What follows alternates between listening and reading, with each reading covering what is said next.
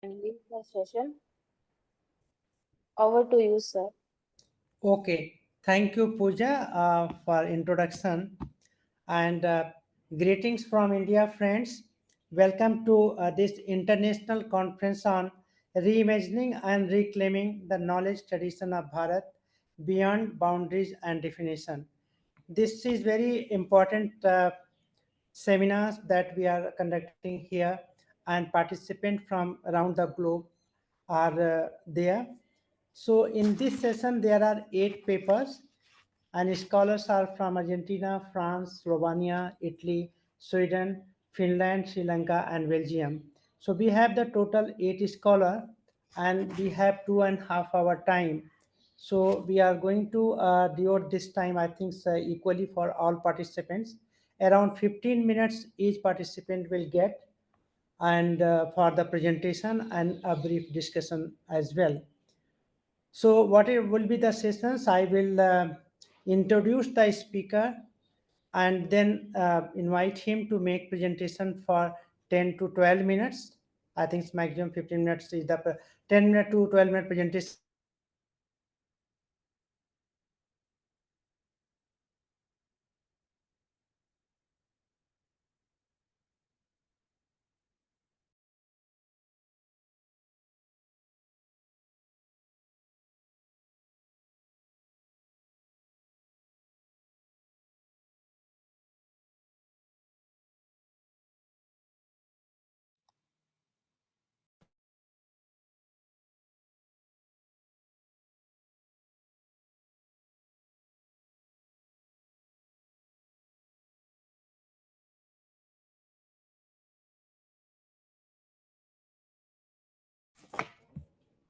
And after that, Argentina, and a professor of yoga philosophy at Great Rosario University in Rosario, Argentina.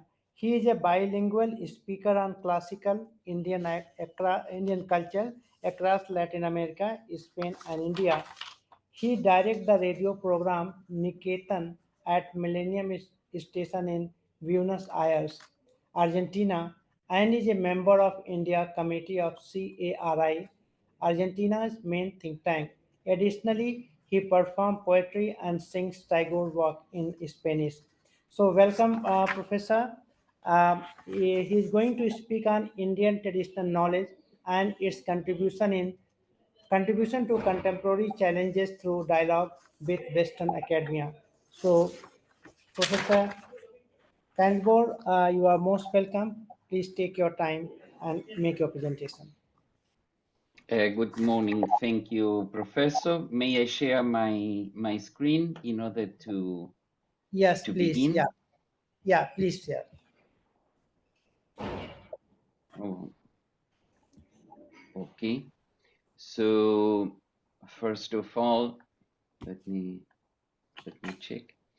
First of all, may Saraswati bless with wisdom to all colleagues and audience for human mankind welfare in this conference we are now about to begin. You can see my screen there, no? Yes, we can see. Okay, okay. So as your presentation, I will deal on Indian traditional knowledge and contemporary challenges. I want to thank Dr. Kumar for the Center for Study of Social Exclusion and Inclusive Policies at JNU for the invitation and all the sponsors and co-organizers of this event. Well, I will summarize because I was supposed to deal with 20 minutes, so I will summarize in less minutes. Of course, many of the things that will not be present in the oral presentation will be afterwards in the written presentation. So in the current global scenario, knowledge systems, are undergoing significant transformation. Indian traditional knowledge that is rooted in millennia-old wisdom offers valuable insights for addressing contemporary challenges. But as you know, its interaction with Western academy has often been marked by misrepresentation, oversimplification, or domination.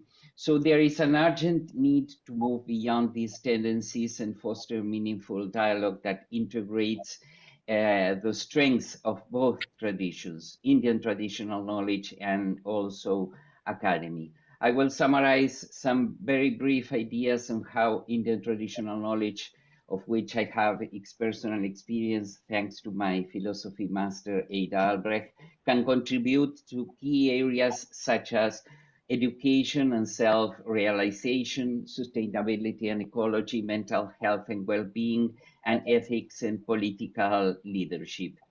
Embracing an intercultural dialogue grounded in respect and collaboration, we can enrich global knowledge and address pressing contemporary issues. You know, traditions survive when it maintains strong roots in its principles, while the trees, we perfectly know, and at the same time adapts to changing times in the development of this content. This is a true tradition, different from the so-called traditionalism by the traditional writer René Guénon. The first one is a condition for survival of life. The second one only leads to death. That's why Indian knowledge traditions have historically demonstrated their adaptability.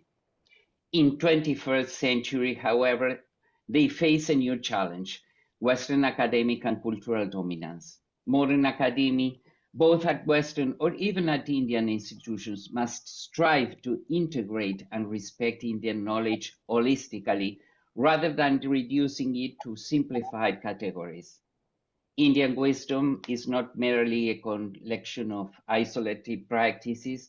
In example, yoga is not only physical for physical health or meditation for mental harmony, but they are interconnected system of philosophy, science, and ethics centered in a global sense of human mankind's welfare that integrates and includes spiritual sense of life as a core of existence.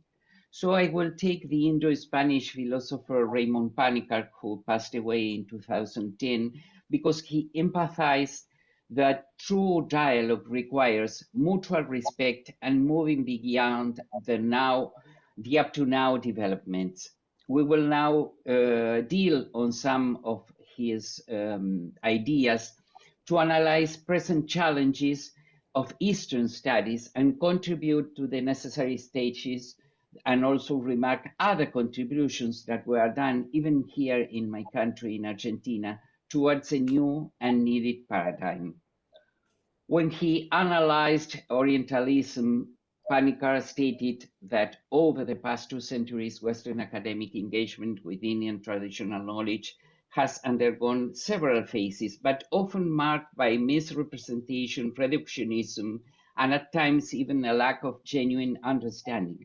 Through his extensive studies, he provided us with a fresh perspective on how these interactions would evolve into a more respectful and collaborative exchange of wisdom. To understand his intercultural hermeneutics, we can examine the history of Orientalist thought.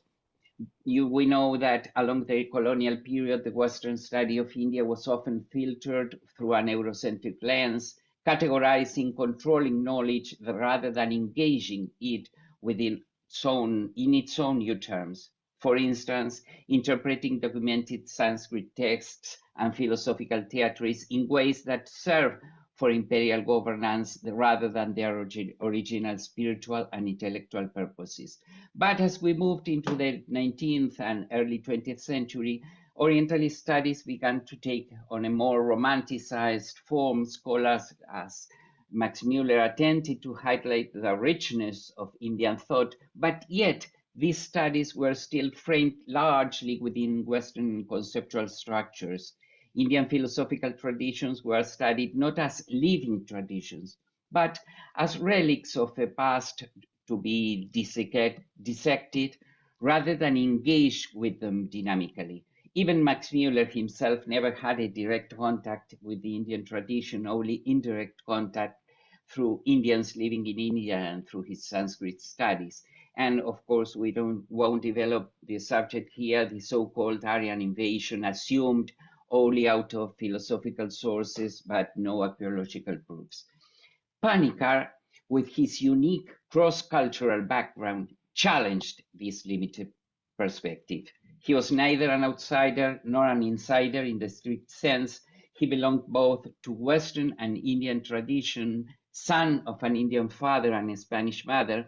So dominant Western approach to Indian knowledge was for him not only inadequate, but also often dismissive of their intrinsic value.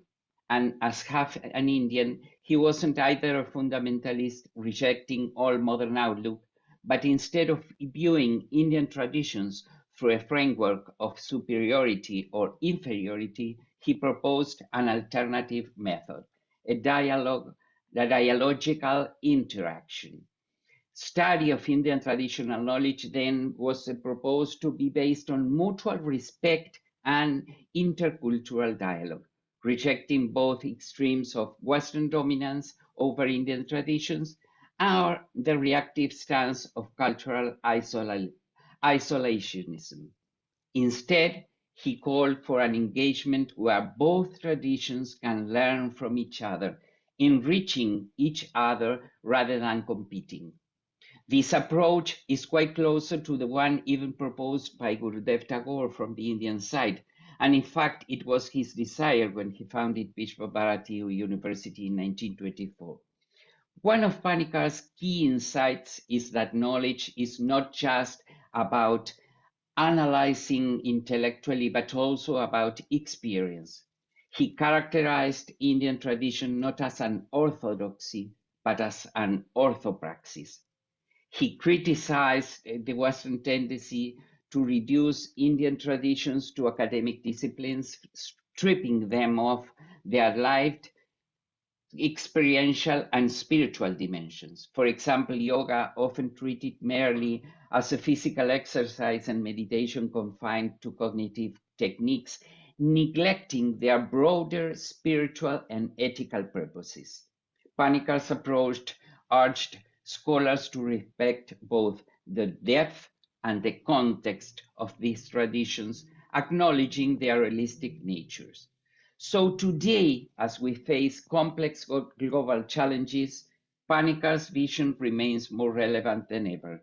He advocated for a shift from a monolithic worldview to a pluralistic and inclusive epistemology.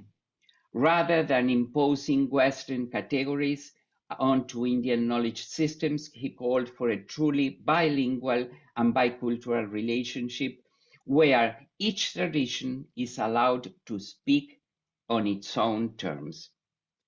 To move forward, academic institutions must foster genuine dialogue, where scholars from different backgrounds can collaborate without the pressure of dominance or subordination.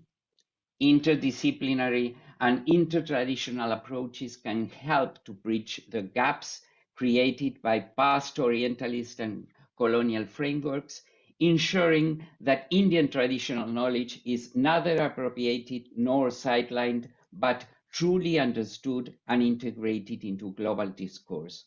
Of course, these institutions are made up by people. So Panikkar's words demand from us the development of new different capacities. This we know is not easy. We may show limited abilities to interact in cultural contexts that are different from us. That's why for a fruitful dialogue, we need to develop a so-called metanoia, a new outlook, as in its Greek etymology, to go beyond meta, the intellect, nous. It's a radical change from our rationalistic approach towards a level of comprehension that is not only logical, not even linguistic, and sometimes silence is a needed practice for any human dialogue, even more for an intercultural dialogue. We can also relate this new attitude with the traditional practice of Shravan, or hearing, in the Vedantic context, a conscious disposition for attentive listening. Then there can be a reflection that is the so-called manana, to extract out of the words previously heard their meanings. And that leads to nididhyasana, the personal approach and own experience of what was heard. This threefold process of knowledge can be used out of its Vedantic context as a frame for this new and needed dialogue. Also, in the Latin context, this word metania is conversion. That means to turn vertere with or towards other human being in order to concrete a true relationship and not just a judgment from our own points of view. This, of course, will involve trust and belief. As Panika suggested, this next stage of Orientalism would require scholars to dive into the traditional ashrams, to get in touch with gurus and Indian scholars, to live from inside the way India developed its traditional knowledge systems. And out of this fieldwork, develop new investigations. We had even in Argentina at almost same time another forerunner who led this path, almost contemporary to Panikar, and it was the Jesuit father Ismail Piles, who developed an interesting approach towards Indian traditional knowledge. Yes, sir. 2 minutes. Yeah, just summarize your conclusion. Please come to conclusion of your talk. Yes. Yeah. So as we know, there are several instances in the Worldwide Academy showing that this is taking place.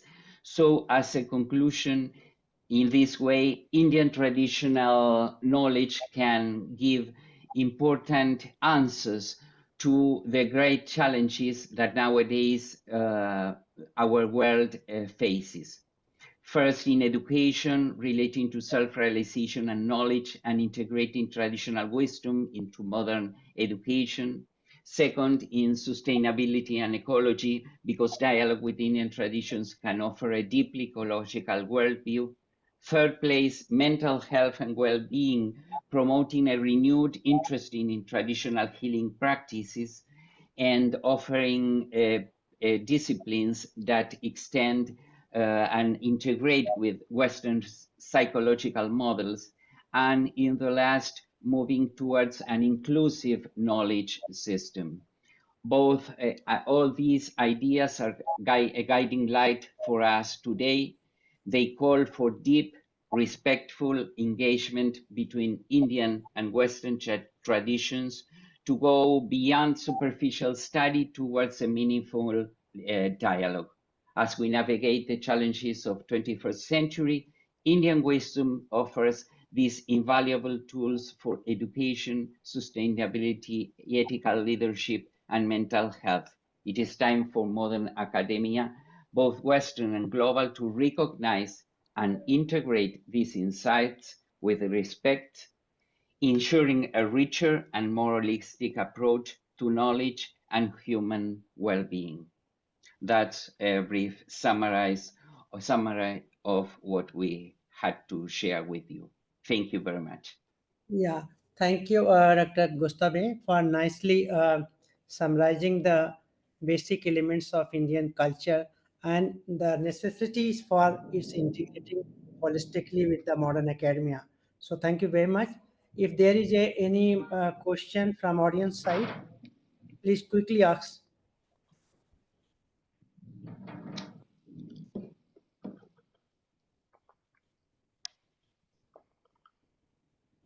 Any question, any observation from audience?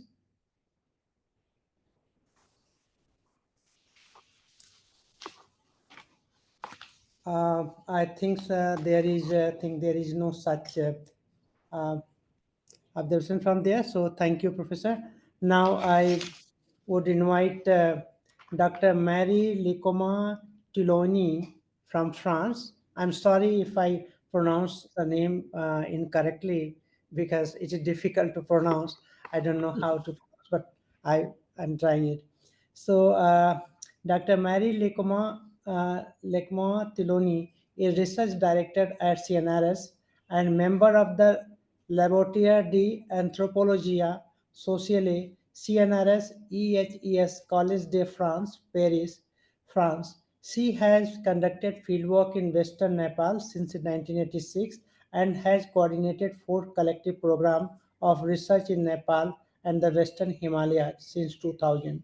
She is now heading a program on the stones fallen from the sky, included in the PEPPR version, which explored the extraterrestrial version of life. Very interesting. Her books include Hindu Kingship, Ethnic Revival, and Maoist Rebellion in Nepal, which is published from Oxford University Press in 2009. And then book is The Birth and Medium, History, Culture and Politics in the Central Himalayan Kingdom, Almora Book Depot 2009. Another edited book is The Revolution in Nepal, also published from Oxford University Press in 2013. Then another edited book is The Nature, Culture and Religion at the Crossroad of Asia, published from Routledge in 2017.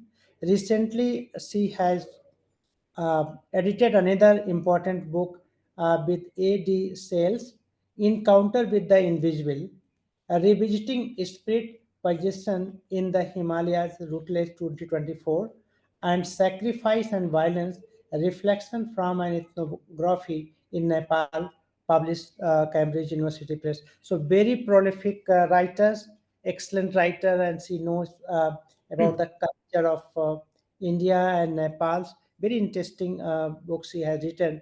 So welcome, Professor Maria Tilouine. Now you speak on the topic that you have given is the reflection on some social devices, regulating hierarchy in the organization of prison and in oracular cult of the Central Himalayas, Nepal, Uttarakhand, and Himachal Pradesh. So interesting topic, or we are interested to hear you. Yeah. Thank you very much. Can you hear me? Yes, yes, very much. Okay. Yeah. So I will have to cut my paper, which is too long if I have only 15 minutes.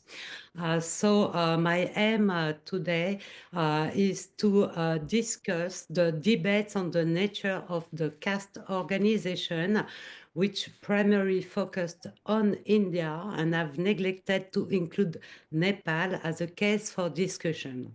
And as the suggestion of crossing boundaries was proposed by the title of your seminar, I think it could enhance the debate. And I cannot develop the 3 big positions which I identify, which are probably well known to you. First, of course, the vision of Louis Dumont, for whom it's a unique system. So this is why he speaks of the caste system, which influence all aspects of life, given that the individual in the Indian civilization, as he called it, would be a kind of knot of relationships, not only with other people, but with all the elements of his environment. And against this view, which has been criticized for being too unique and also too Brahmanic in some sense, you have the position, for instance, of André Bataille, for whom in fact, the caste systems, and he puts always at the plural forms, are systems of domination somehow. He speaks of systems of cumulative inequality and also of the antagonistic nature of the caste between themselves. And the third position was developed by historians of kingdoms of central India, mostly Orissa and Maharashtra Pradesh, for whom, in fact, there is no such things as a system, but each time it is endorsed by a royal power, and it works from the distribution of charges and privileges and lands and so on. So, in fact, it's very interesting to take into consideration the case of Nepal for several reasons. In fact, it's of course the northern extension of Bharat. Sometimes it is even included in the maps of Bharat. And more so, as Sylvain Lévy put it can be considered as kind of conservatory of what happened in India for the simple reason that Nepal has never been colonized, neither by the Mughals, neither by the British, and instead closed itself to the foreigners up till the end of 1951. So it's quite recent that it is an open country to the outside world. And during this period, Hinduism was the state religion in Nepal. It's the only country which has promoted this very polytheistic religion to this status, and also a strict Hindu code of law, which is reminiscent of the laws of Manu, in fact, was in force in Nepal from 1854 to 1963. So observations which have been made since that time, I mean, may take into account the period when this code of law was applied. So this law legislated the positions of each group, all defined as caste, even in the case of the indigenous peoples, who are very numerous in Nepal, and regulated intercaste relations and sanctioned offenses based on variable geometry depending on the caste of each protagonist. So what is interesting is that you see already in the text of the code two peculiarities in the caste hierarchy. You have a first category of people called cord bearers, tagadari in Nepali, and instead of finding the Brahmins and then the Kshatriya as could be expected from the four Varna theory, you find Brahmin, then Kshatriya, then Brahmin, then Kshatriya. And roughly speaking, it's mostly the royal Kshatriya, the Thakuri, as they are called in Nepal, who are ranked above not the Upadhyaya Brahmins, but all the other sorts of Brahmins, that's Indian Brahmins and so on. So, of course, this anomaly is clearly the result of a political will. But what is interesting is that nowhere in Nepal, except perhaps in the capital, you can observe such inversion of hierarchy. That is, the Brahmins will, even if they are degraded Brahmins called astrologer, would always consider themselves as superior to the Thakuri, to the royal Kshatriya. Second example is the case of the Newar, who are the main ethnic group inhabiting the Kathmandu Valley, and who are divided into different castes from Brahmins to untouchable people. And in the same manner, the code recognized their internal hierarchy, and they are found at each rank separately. But if you go outside the Kathmandu Valley, nowhere a Newa will be considered as a Brahmin, and in fact, they are collectively considered as one single caste of a rather low status because they drink alcohol and they eat buffalo meat. So the criteria are very different from the ones in the code of law. And so this fact suggests that to understand the caste organization, you have both perhaps to consider the values, as Louis Dumont said, and also the political will, the specific force which apply, but within a restricted circle. And it's interesting in the case of the code of law of Nepal, which was called the Mulukia, and so the code of the country, that in fact it's not really respected, or at least it had no lasting effects outside the small circle of the royal capital. So, in fact, this is, I think, something which is repetitive enough, and I would like to take briefly the case of the royal court, where you have so many rules also which go against the normal hierarchy. But it does not mean that the specific hierarchy established within the royal court is not considered as something, as an anomaly toward the values. So, for instance, at the court of King Ramsha, 17th century, the most distinguished members were to be reported to the king by the lowest ranking members. So this process created an environment of mutual surveillance and closing the court within itself. And the king's most trusted men were not the highest ranked ones, but they were those relatively lower ranked people who played a role in limiting the power of the closest courtiers. So other methods were used to prevent the supremacy of the Brahmins. King Ramsha fragmented their authority by creating competition between their different clans, by creating 5 main positions.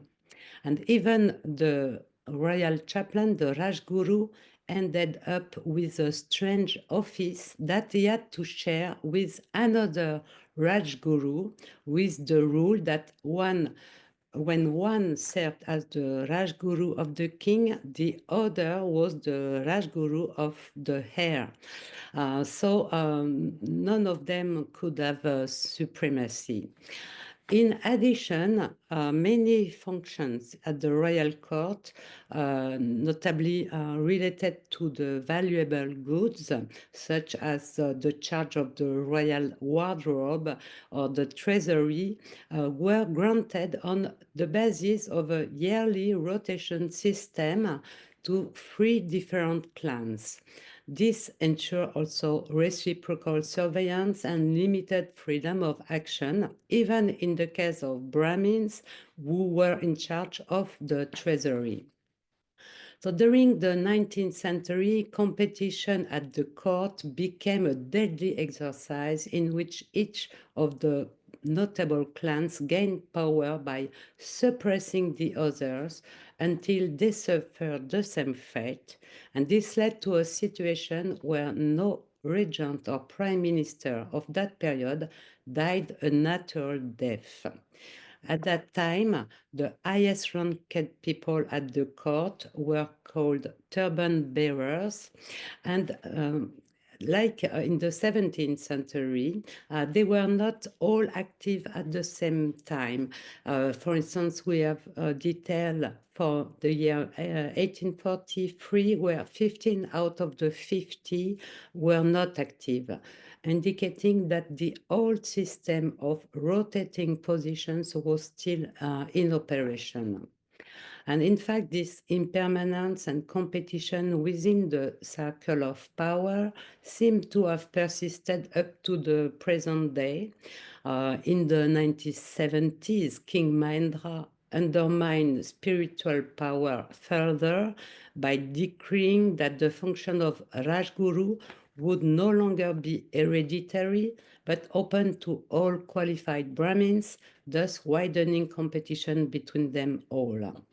And if we consider the position of prime minister since the 1960s, it has alternated between a small number of individuals who leave and then return. Surya Bahadur Thapa was 5 times prime minister, Tulsigiri Kirtini Dibista 3 times, and more recently, Pushpa Kamal Dahal 3 times, and KP Oli 4 times.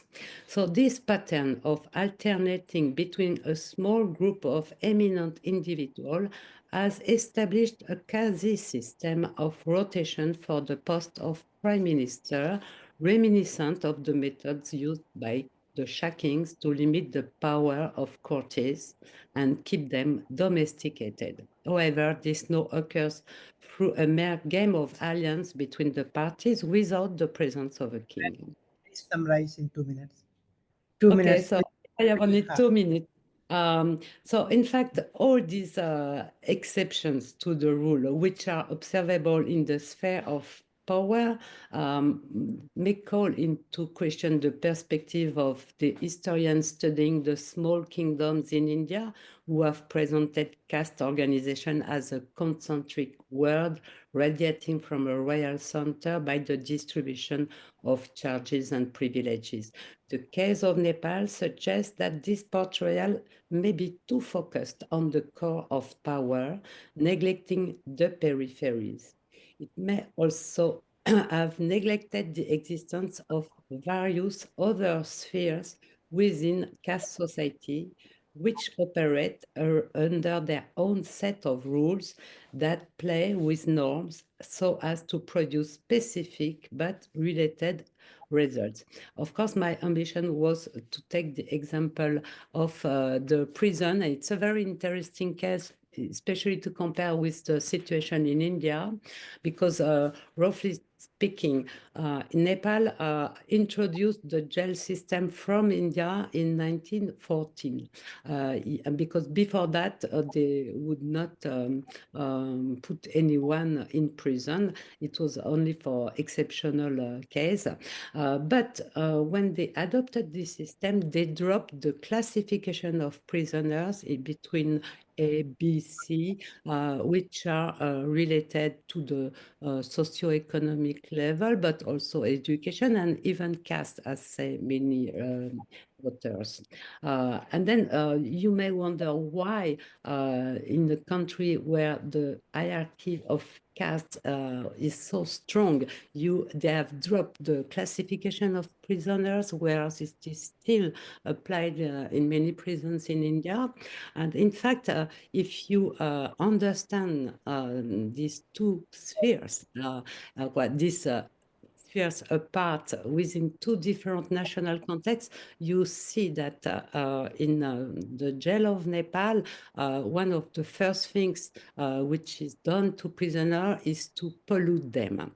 In the prisons where I did field work, the cook were always untouchable. And speaking even with the Brahmins inmates, they would accept this situation, thinking that as they are criminals, they have to pay, they have to be equal. And then when they will be out of prison, they will recover, in fact, their position, because it's kind of a small hell during which they have to be punished and atone for their crime.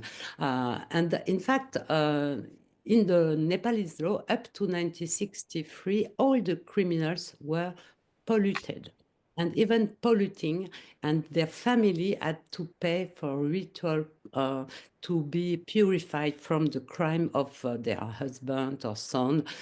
So in fact, in this context, it would make no sense to make different categories of criminals or prisoners, because in fact they all belong to the same lower category, and they accept this because it's a traditional way also for them to pay their debt to the society. So I think I'm going just to stop here, because 15 minutes is short. So if you have questions, I can answer. And Yeah, thank you, Dr. Marie, for a very interesting presentation. You highlighted one of the most discussed feature of Indian society, that is the hierarchy, homo hierarchus, that Louis Dumas put forward. And in fact, he provided this framework to see the Indian society from that point of view. and you have very nicely explained that how it has been operating in Japan, in Nepal, and in many parts of the India also. So very interesting presentation. So if there is any question, observation from audience. Okay. Yeah, I think people are Yeah. still thinking. Yeah. No, I have done. So thank you very much for inviting me. No, thank you, Dr. Mary, for your interesting presentation. And certainly, when we talk about hierarchy, we have to keep in mind that there are two dimensions of hierarchy, whether in the secular dimension or the profane dimension, sacred and profane dimensions. Because recently we have seen in the Kumbha, Mahakumbh in Prayagraj, and where millions of people took the bath in the same water, just rubbing soldiers with each other and without caring for purity and pollution, no sun. And this has been going on for thousands of years, not it is the recent phenomena. I mean, at least there is a recorded history that Kumbh has been organized for more than 1,000, I mean 1,500 years. There has been recorded history. So, okay, thank you. Interesting presentation. Yeah. So, just a moment, a few words I want to say. Like when we talk about caste, we always talk in terms of this power play. But in Indian context or in Hindu society, I think it should apply on both in Nepal and India, both places.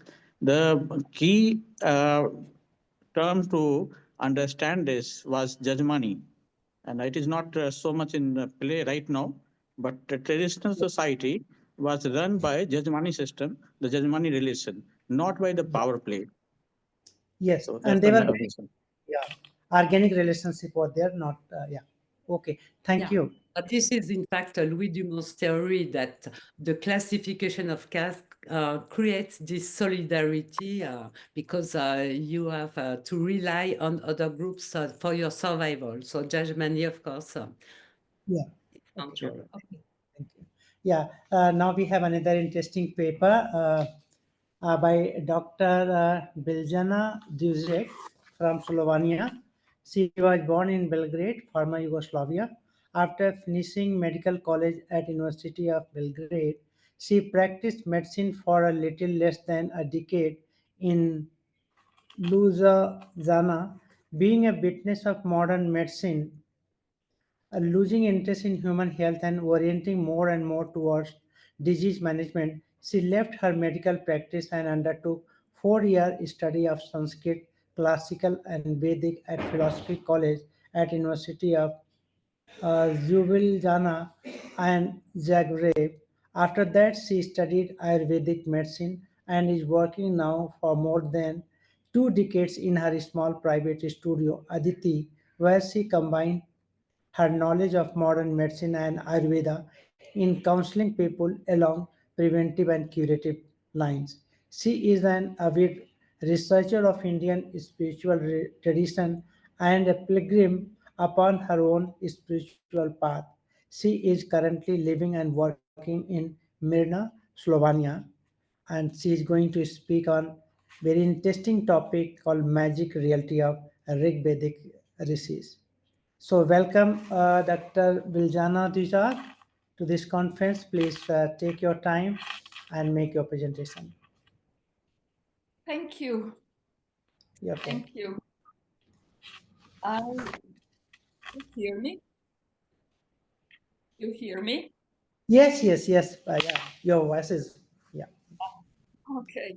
I have the clock, so I will be very brief. I will take us, those who listen, to much previous time that's the time we were listening to at this panel. So I will going to talk about Ṛgvedic times. And Ṛgveda is actually the one with other Vedas. It is one of the literary monuments of our humanity, maybe one of the first, for sure.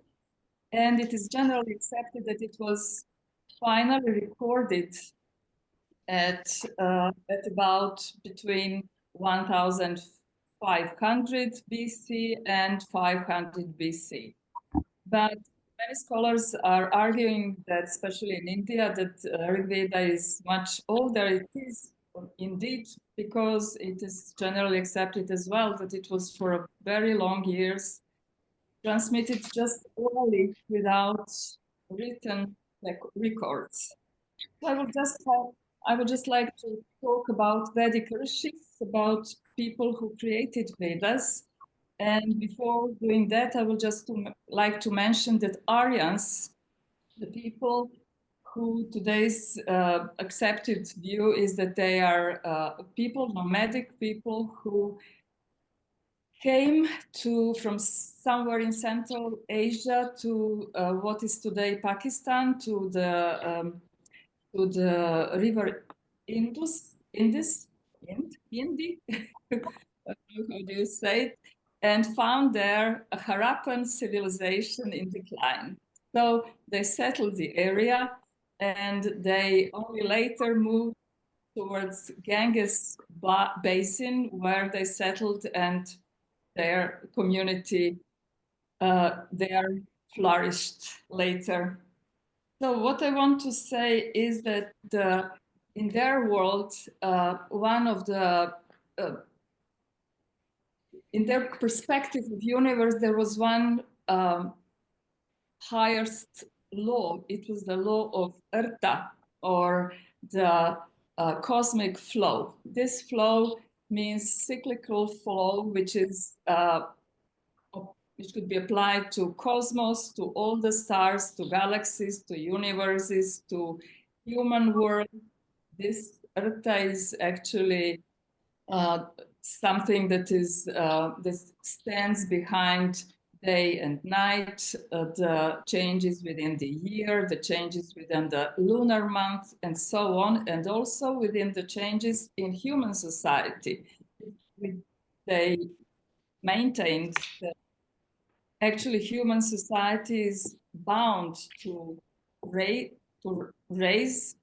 the peak and then decline in order to some new people to come and raise again to the peak and then also go towards decline. So it is, even though we call those papers or those recorded hymns Veda, this word Veda is in Ṛgveda mentioned only once. Actually, it is not prominent in Ṛgveda at all. It is actually the word which is mentioned just in one hymn, which is dedicated to Agni, and it meant in that hymn, it meant actually sacred knowledge. So it comes from verbal root vit, meaning to be conscious of something, to know, and it is being mentioned like who with firewood, who with libation, who being immortal with knowledge honors Agni. His courses race swiftly, he possesses the most brilliant glory and no fear, caused either by a god or caused by a mortal, shall reach him. So this is the only one time that this word Veda is mentioned in Ṛgveda. But there is another word which is very, very prominent in Ṛgveda. This is the noun dhi. Dhi meaning religious thought, or meaning coming from the verb root dhi as well, meaning to ponder, to perceive, to reflect, to think, to wish. And even Grassman once actually wrote that this is the word which originally probably meant to see. So then some of the, even Renaud, this great French Sanskritologist, he also found a couple of meanings of to see in Ṛgveda, where the same verb is used as the verb to see. So who were Vedic Ṛṣis? Vedic Ṛṣis were a layer of community of early Aryans who were actually there. We may call them now spiritual leaders. They were, in a way, some kind of messengers between human world and the universe, the Rta, the truth, actually, because Rta is having many epithets, from truth to cyclic to being holy. So many epithets are really meaning Rta. Between Rta and between humans, there were Ṛṣis, and this layer of society was actually keeping to themselves. They were communities, they were actually families who lived apart from the society, and they were keeping their secrets within the family and actually just transmitted those secrets to the next generation of Ṛgvedic poets. It is maintained, and they maintained, that their forefathers are actually connected with the 7 stars of Ursa Major. So it is that this semi-divine, they were considered semi-divine in Ṛgvedic society, and they actually were some kind of transmitters between the gods, the Rta, the unmanifested truth, and humans. And then humans on their human level recreated those truths and those aspects of Rta by obligatory rituals. So it were rituals who were conducted according to some laws of Rta, transmitted by Ṛgvedic Ṛṣis. What I think it is very important to understand is that the language of Ṛgveda is something very different from language of today. So their language is actually very, very poor in descriptive property. Their language is mostly using verbs, especially certain tenses of the verbs, usually past tense, very various types of aorists. And what is very important is that their language seemed to be, even before recorded, and it is very interesting hypothesis to look into, that some of the hymns, maybe majority of them, were changed before being recorded. What I think is important is to know is that in their language, they semanticized, they actually gave the meaning to the sound of the syllable. So the syllable was, the sound of the syllable was carrying meaning. And then syllables were grouped together in so-called verses, and verses were making stanzas. And in those verses were also what we called in linguistic metric forms. So those sounds were grouped like 3 lines of 8 syllables. This is metrum Gayatri. Then there are some other metrums, and all this together, the sounds grouped into certain number, they were like pulses of sound, and this was the language. Those grouped pulses of different sounds were conveying the meaning to not just to Ṛṣis, but also and predominantly to the audience of the Ṛṣis. So the creative act of Vedic Ṛṣis is that they actually were capable of sensing with their mind, with their stilled mind, sensing some breakthrough, some vision from the consciousness beyond the mind.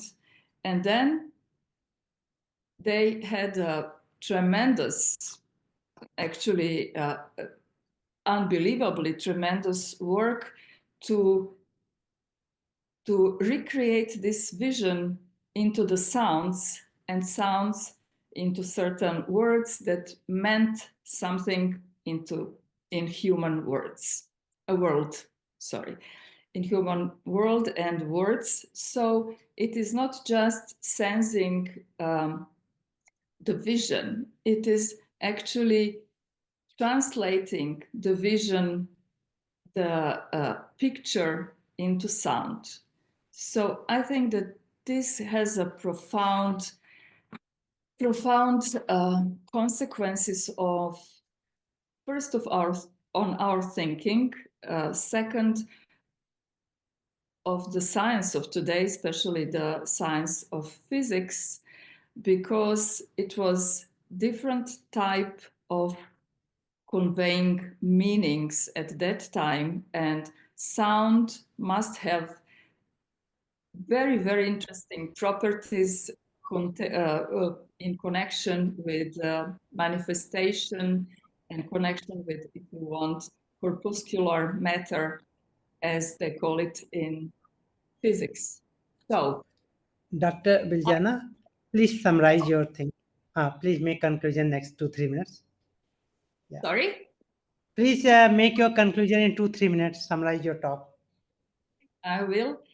So Yeah. what I think is this, all this rise many questions on, first, that the mind somehow must come into the equation of modern science, because what they talk about cosmic reality later elaborated in Sankhya, it is almost the same as modern cosmology is telling us. It is just that the modern cosmology doesn't include consciousness as the scientific factor.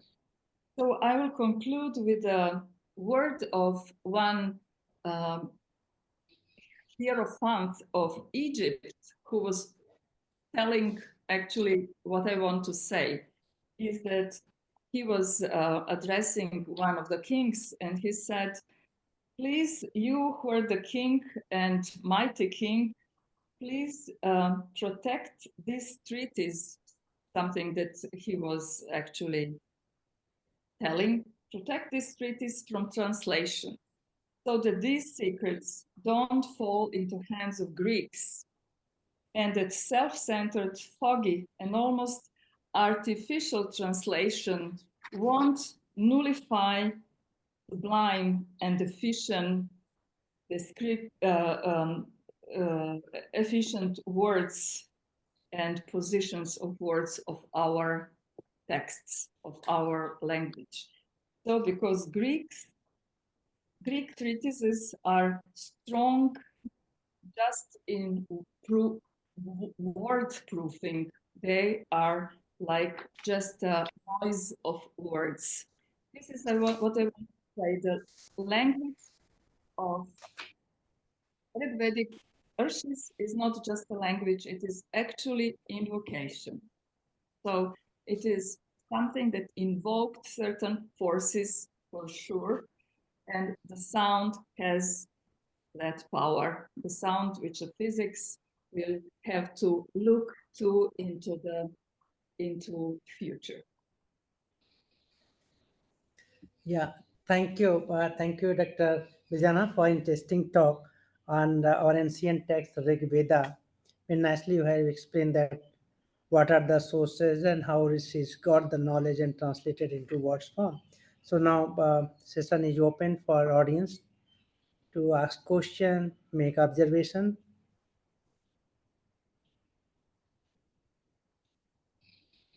Very good afternoon, Professor Govind.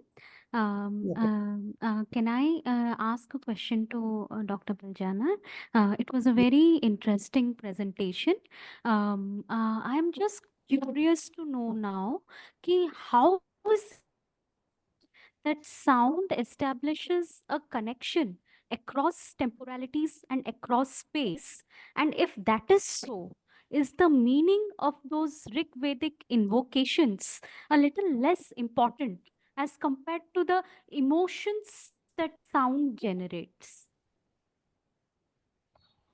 Yes, I think I am actually convinced that the meaning of Ṛgvedic hymns are actually secondary to their sound properties, if you want sound meaning. So it is not just the sound which is having impact of our psychological state. It is the sound which is really having an effect on matter is itself. This is why I think they were capable of actually recreating certain things with the sound. And the sound is something which is having many, many more subtle properties than what today's physics is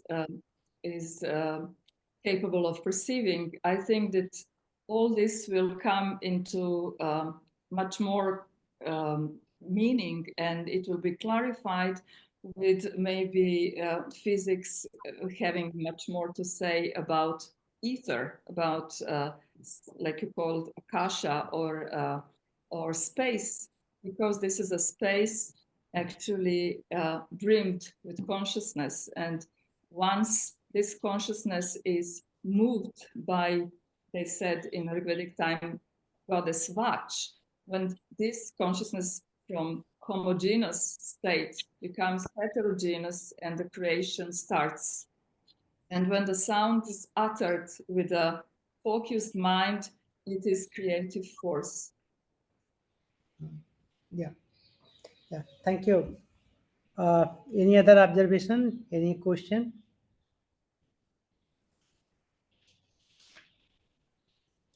I think it's interesting paper and very deep analysis of the text. So thank you very much, Dr. Biljana. Now we have another interesting paper from Dr. Benedetta Bertani from Italy. She was born 1986. She is a cultural anthropologist, University of Turin, and Ayurvedic therapist. Her field of investigation is neuroanthropology, that is, how cultural aspects influence the biology of the body and vice versa. Subjects such as healing system and the placebo effect have led her study toward Ayurveda, the most fascinating system of knowledge that investigates the relationship between human being and nature in a systematic vision. She was trained to obtain the diploma of Ayurvedic therapist, and she still follow refresher courses on techniques and treatment. She practiced treatment for 2 years at an Ayurvedic medical center in Italy. For the past year, she has been receiving people in need of care and rest at her private practice in Turin. So here we have a practicing Ayurvedic Indian knowledge system, and she is going to speak on deep medicine and Ayurveda, a new era for global healing and well-being. So, Dr. Bertani, you are most welcome to this international conference. Please take your time and make your presentation.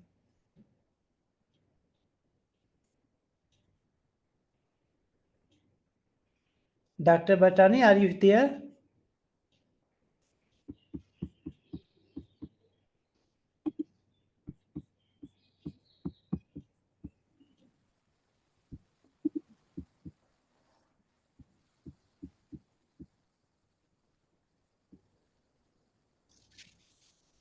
Puja, could you find out?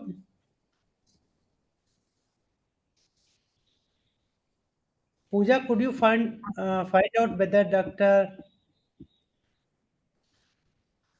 Bertani is there? I can't see her here. He was there before, but we'll try to find out and get back again. Maybe you may continue with the next one. Okay, okay. All right, so next we have Dr. Ferdinando Sardella. Is he here? Yes, I'm here.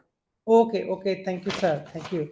So, Dr. Ferdinando Sardella is an associate professor of Hinduism and religious studies, specializing in modern Vaishnavism, Bhakti tradition, and the global expansion of Hindu movements. He is the author of Modern Hindu Personalism, The History, Life, and Thought of Bhakti Siddhanta Saraswati, a book published from Oxford University Press in 2013, a pioneering study of the early 20th century Gaudiya Vaishnava revival and reformer. He co-edited the Handbook of Hinduism in Europe, published from Brill in 2020, a comprehensive analysis of Hindu tradition across the continent. Based on Stockholm University, Sweden, his research explores Hindu reform movement, religious pluralism, and transnational spiritualism.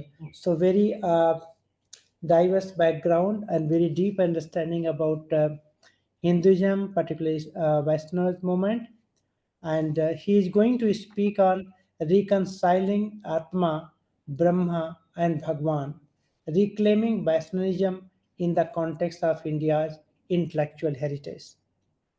So, Dr. Sadila, you are most welcome to this conference. Please take your time and make your presentation. Thank you. Yeah, welcome. India's intellectual tradition spans millennia, encompassing a diverse array of disciplines from philosophy and science to spirituality and governance. Within this extensive heritage, the Vaishnava tradition, particularly as re-articulated by Bhaktisiddhanta Saraswati from 1874 to 1937, provides a significant framework for examining the interplay between the individual self, Atman in Sanskrit, the universal spiritual cosmic reality, Brahman, and the personal spiritual deity, Bhagavan.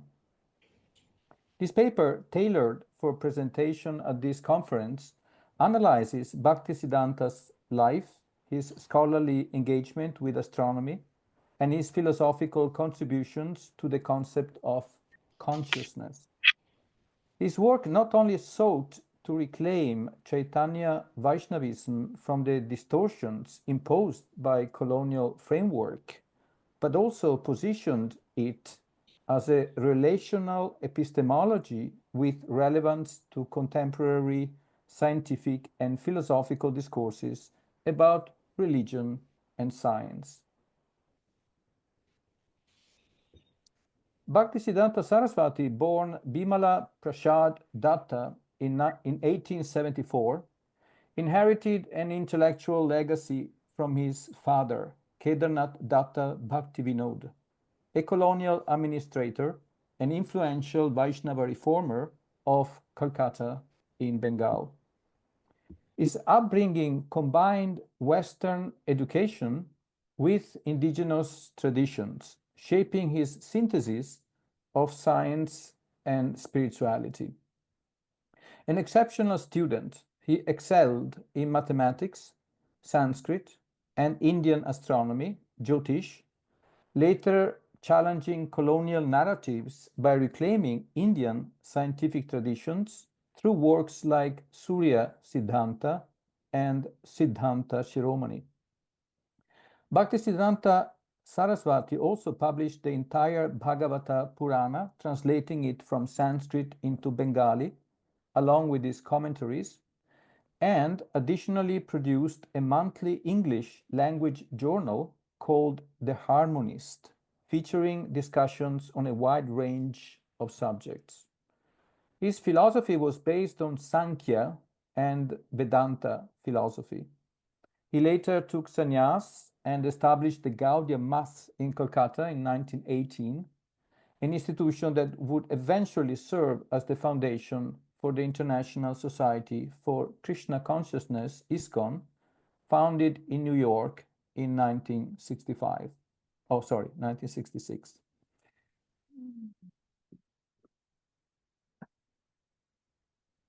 Bhaktisiddhanta viewed the cosmos through a Vaishnava lens, interpreting planetary movements as manifestation of metaphysical or spiritual order, or Dharma, if you like, Sanatana Dharma.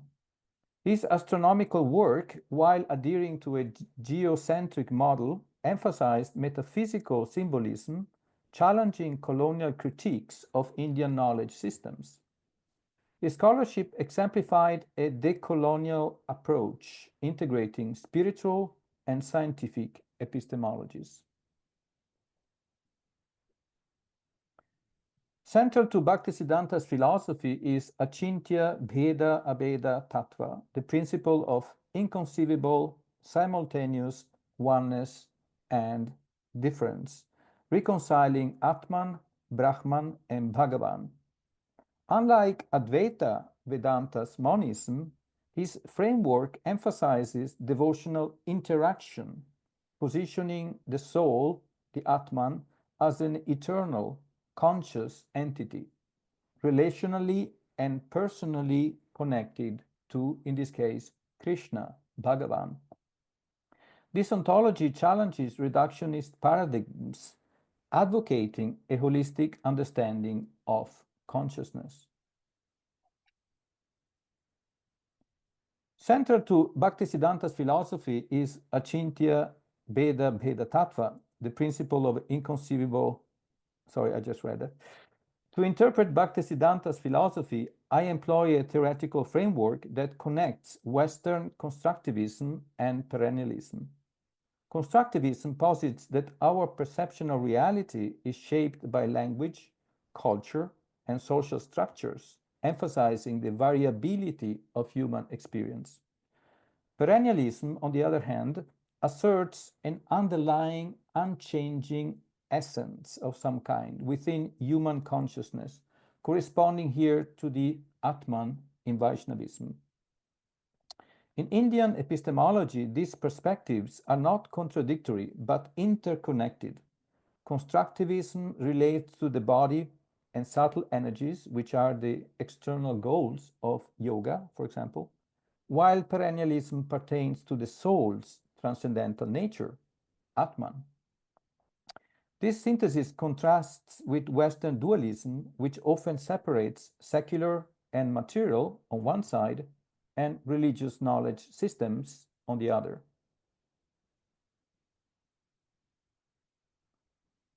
Western thought tends to separate, in a very broad way, secularism from spirituality, influenced by Enlightenment rationalism and materialism. In contrast, Indian epistemology integrates gross, subtle, and spiritual realities. This holistic perspective parallels developments in quantum physics, where non-locality and observer affects suggest interconnectedness, echoing Bhaktisiddhanta's relational ontology. This comparison reveals the limitations of reductionist approaches and highlights the relevance of Vaishnava metaphysics in contemporary philosophical discourse.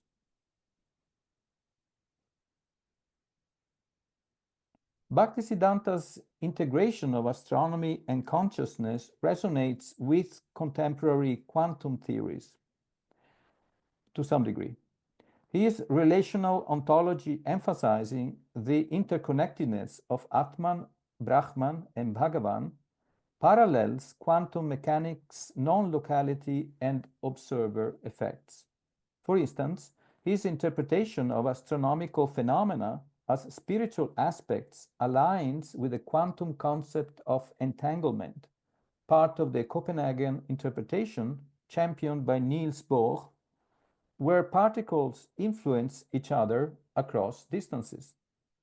However, to be precise in a scientific sense, there is no established research directly connecting quantum entanglement to spiritual manifestations of astronomical phenomena yet.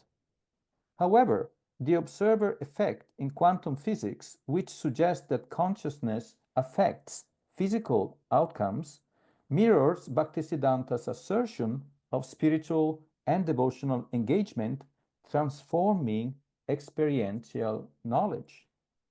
This intersection invites a re-examination of consciousness, not merely as a neurological function, but as a fundamental reality. Bhaktisiddhanta's conceptualization of consciousness rooted in Vaishnava metaphysics present significant implications for contemporary consciousness studies and cognitive science. By proposing a relational ontology that integrates Atman, Brahman, and Bhagavan from the Indian perspective, Bhaktisiddhanta challenges, for example, the reductionist paradigms prevalent in cognitive neuroscience, which typically regard consciousness as an emergent property of neural networks. Instead, his framework aligns with non-materialist perspectives that view consciousness as fundamental and primary to reality. This resonates with pan-psychism, a growing philosophical stance in Western thought that posits consciousness as a universal and pervasive aspect of existence, such as Philip Goff and Golan Strawson. This resonates, the theory aims to address the hard problem. This resonates with panpsychism, a growing philosophical stance that posits consciousness as a universal and pervasive aspect of existence. The theory aims to address the hard problem of consciousness by proposing it is not limited to evolved biological organisms, but instead intrinsic to the nature of existence itself. Comparing Bhaktisiddhanta's philosophy with panpsychism opens avenues for cross-cultural dialogues in consciousness research, inviting reconsideration of the nature of mind, cognition, and identity.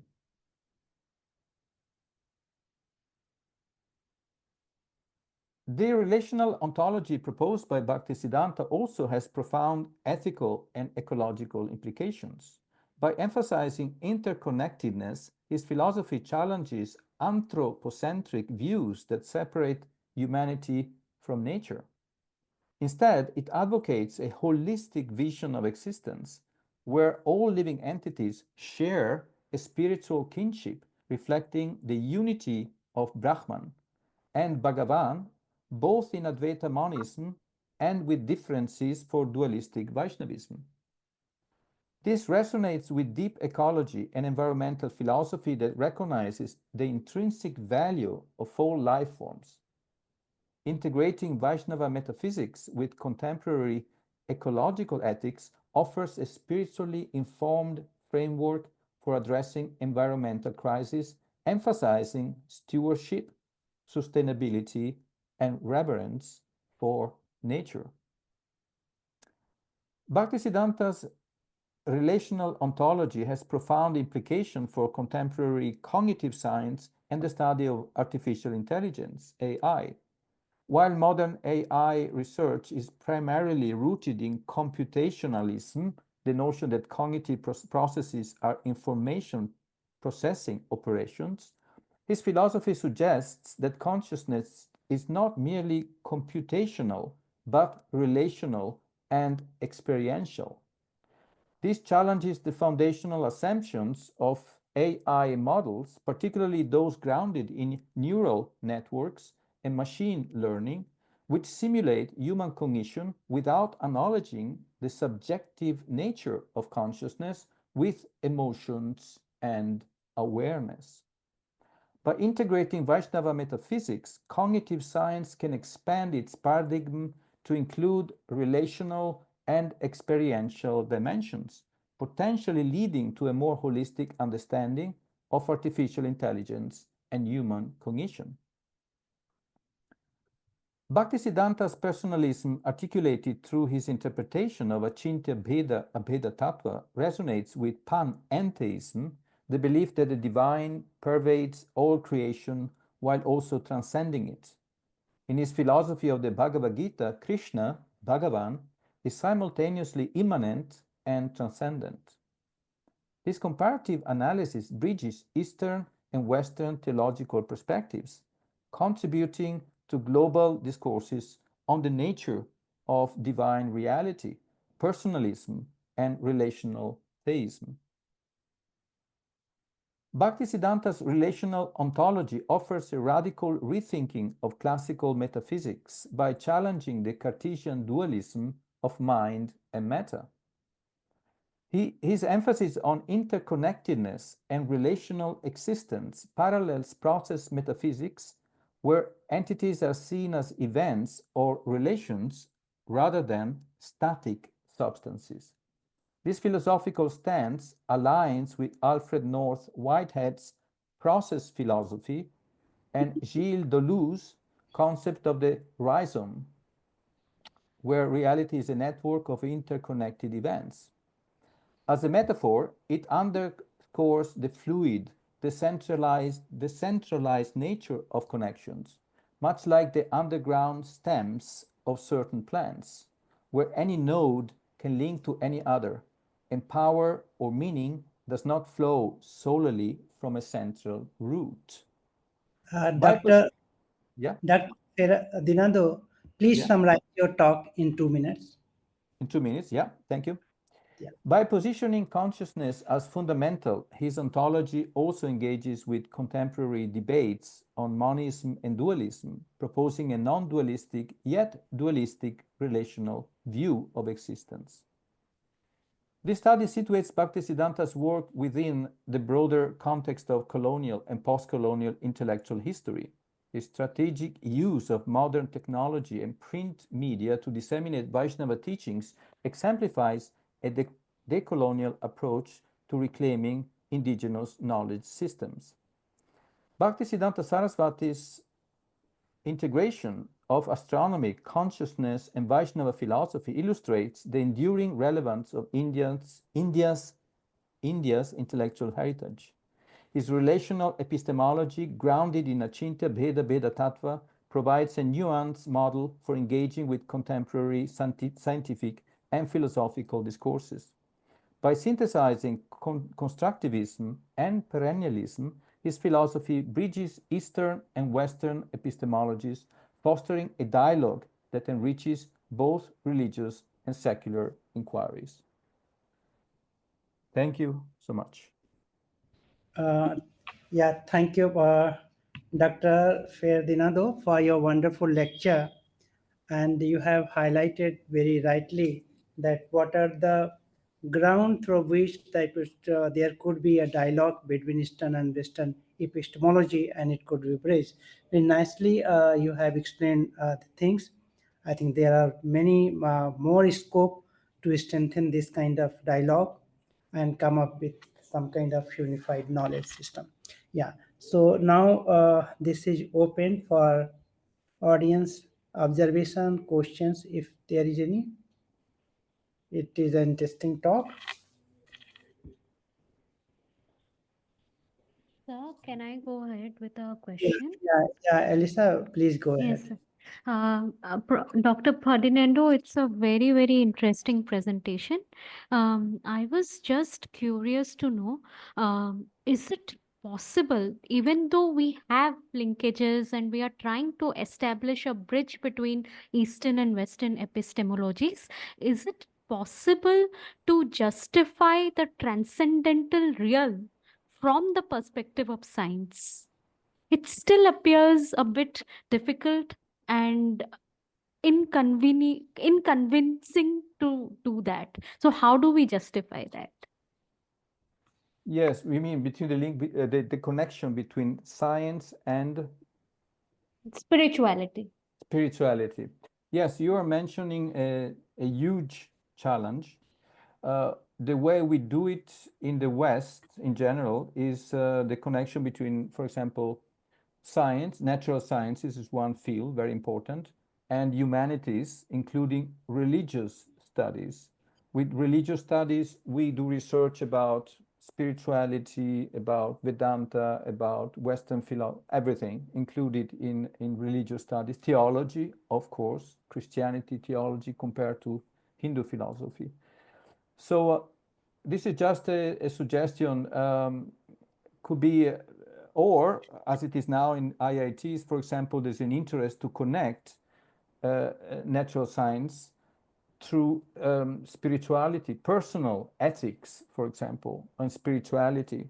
Bhagavad Gita, for example, in many universities in India are interested to start introducing it.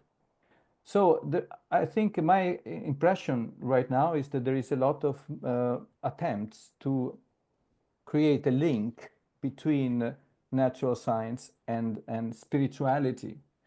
It's a new phenomena, many places, but there is definitely an interest. That's my own personal experience.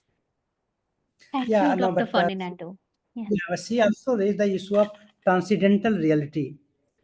Science generally deals with the empirical reality, and here in Hinduism we also find transcendental reality. So, how to reconcile between empirical reality and transcendental reality?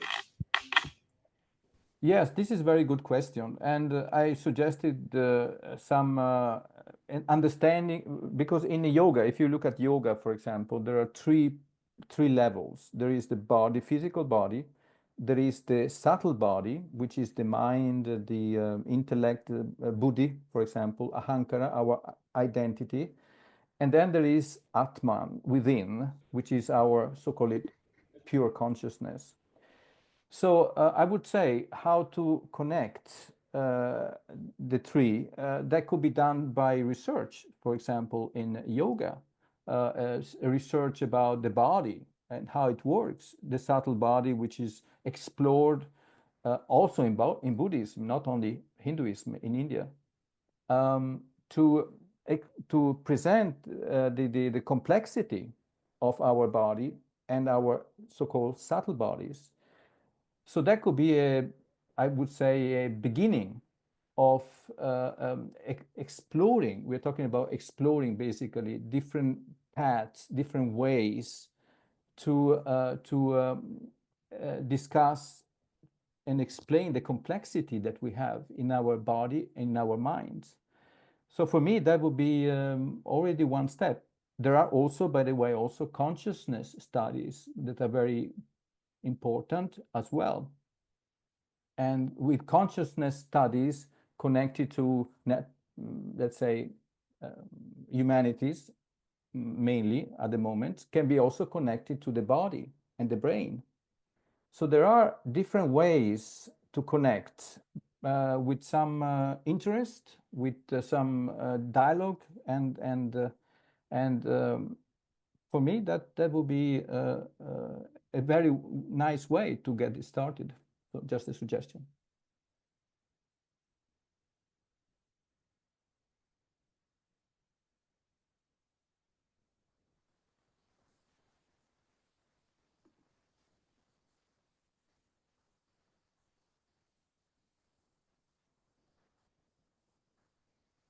Thank you so much.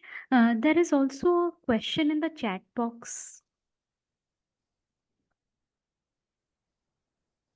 Oh, the question would be, how far is perennial philosophy from Hindu understandings of transcendental experience? How far is perennial philosophy?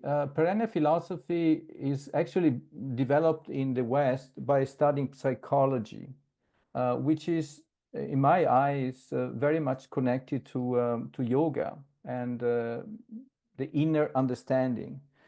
Because we have Atman, I mentioned Atman as something which is not connected to the philosophy of the Bhagavad Gita tell us that we are not this body. So that means it's not connected to It's not the body and it's not the mind. So perennialism would be a field of research to understand the kind of consciousness within, which is different from the mind, basically. This is the Indian, the Hindu understandings of transcendental experiences through yoga.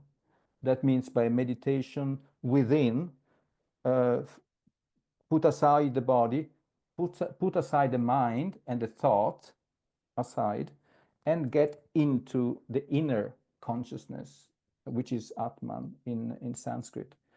So for me, that would be a natural connection for discourse, for analysis, for research between India and the West. For example, there are many, many different ways to find a connection. So for me, that would be quite one possibility at least. Thank you, sir. Thank you very much for your talk here. Now we have another interesting presentation by Dr. Hannah Manila. Dr. Hannah Manila, are you there? Dr. Yes, Hannah? I'm here. Am I audible? Yes, very much. Yeah. Okay, good. Yeah. Let me first introduce you. Yeah. Dr. Hannah. I'm not actually. I don't have a PowerPoint. So I'll just be reading out. And Okay, just like the rest of us, I was preparing for a 20-minute presentation, so I will be skipping through certain bits. So it will be a little bit less maybe coherent, but I hope it makes sense. But let me first introduce yourself. Yeah, give me your. Oh, yeah. Yeah, then you can. Dr. Hannah is a doctoral researcher in South Asian Studies at the Department of Cultures, University of Helsinki, Finland. The working title of her PhD thesis is Indian Dance Gurus and Their Authority in Transformation, Changes and Continuities in the Perception of the Gurus, Status, Role and Function from Text to Digital Media. Her research interests include Indian classical dance, Kathak, and the Guru tradition in the past and in the current digital era. She has been practicing Kathak dance since 1998 as a student, performer, and teacher in Finland and in the United Kingdom.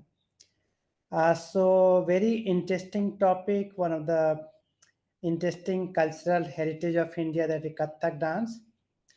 And I'm happy that my daughter is also a Kathak dancer. She has also learned. So I would be more interesting to learn from you, Dr. Hannah, because I only know the dance system, but I don't know much about other things. So it would be interesting for you when you are going to speak on Kathak dancer in social media, consolidating and eroding the Guru's tradition of Indian classical Kathak dance. Very appropriate topic that you have taken, that how social media. So please take your time and present that. Thank you. So in India, performing arts traditions have traditionally been handed down from guru to disciple through oral and kinesthetic transmission. This way of learning is often referred to as the Guru Shishya Parampara, or Guru Disciple tradition, and in this paper from now on, Guru tradition for short. As an example of an Indian knowledge tradition, this paper uses the Guru tradition in the North Indian classical Kathak dance as an example. The focus is not on the dance tradition itself, but the Guru tradition used for transmitting the heritage from the teacher to disciple. With the emergence of social media, both Kathak disciples and gurus have started using social media for dance purposes. A question arises, how does this social media era affect the Guru tradition? This paper argues that the way Kathak dancers use social media can both consolidate and erode the Guru tradition. And in this paper, I'm analyzing the content of Kathak dancers' Facebook posts and then Kathak-related video material on YouTube. Then I have a couple of paragraphs here about the Guru tradition, but I think I will cut it very short, just by simply saying, okay, Guru is it simply means a teacher, but in the Indian context, Guru is usually more than a teacher. than in the English sense of the word. So guru means heavy, somebody, a person with weight, heavy with knowledge. And then the traditional way of explaining the word is consisting of gu and ru, darkness and the one who dispels, meaning that the guru is the one who dispels darkness, the darkness of ignorance. This is from the Advaita Upanishad. I think most of people in the audience here in this panel, you are probably familiar with the guru tradition. So it means that refers to the fact that the training takes several years to complete under the guidance of a guru, and traditionally you would have the training would have taken place in Gurukula, or the guru's place of residence. And the idea is that by staying with the guru, you're not only acquainted with the knowledge, but also the entire way of living and also to get to know the trade or the networks of the trade. And today we would call this holistic tradition, holistic teaching and learning. And traditionally, the guru's authority was unquestioned, and he was considered like a godlike figure. And I think we already heard that in the previous presentation about like the origin of this tradition is in the Vedic Ṛṣis, the Ṛgvedic Ṛṣis, etc. So old tradition, although it has obviously evolved over the years and millennia.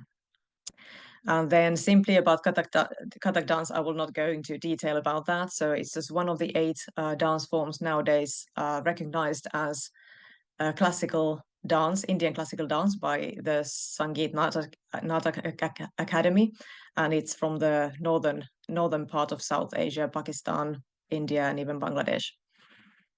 And it is traditionally the heritage was transmitted in this Guru Shishya Parampara style, and even today it is, although the parampara has changed in certain ways. So in the past, it would have been in the Gurukula style, staying with the guru. But during the last century, early 1900s and mid 1900s, the Indian classical dance and music traditions went through a significant transformation period. Art forms, which were previously transmitted mainly within hereditary dance families and communities, began to be taught at national and local institutes, which were shaped according to the Western model of music and dance institutes. This transformation period has been discussed by numerous scholars and in ethnomusicology and dance studies, so I will not go into detail here. To summarize, the Guru tradition had to adapt to the new environment, but it obviously did not die. It turned into an institution within institution. For example, Kathak Kendra, the National Institute of Kathak, has several resident gurus, some of whom come from hereditary background, from musician and dancer families, and many of the traditional practices of the guru tradition are taught and practiced there even today.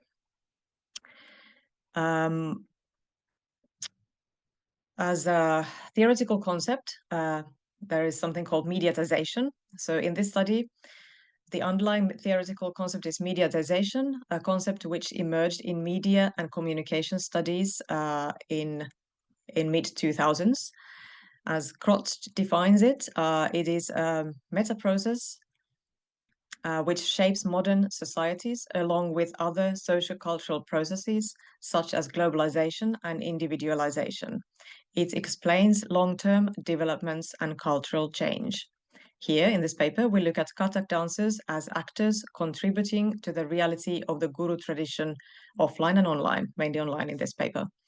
With their actions in social media, they are necessarily shaping the Guru tradition as it is today.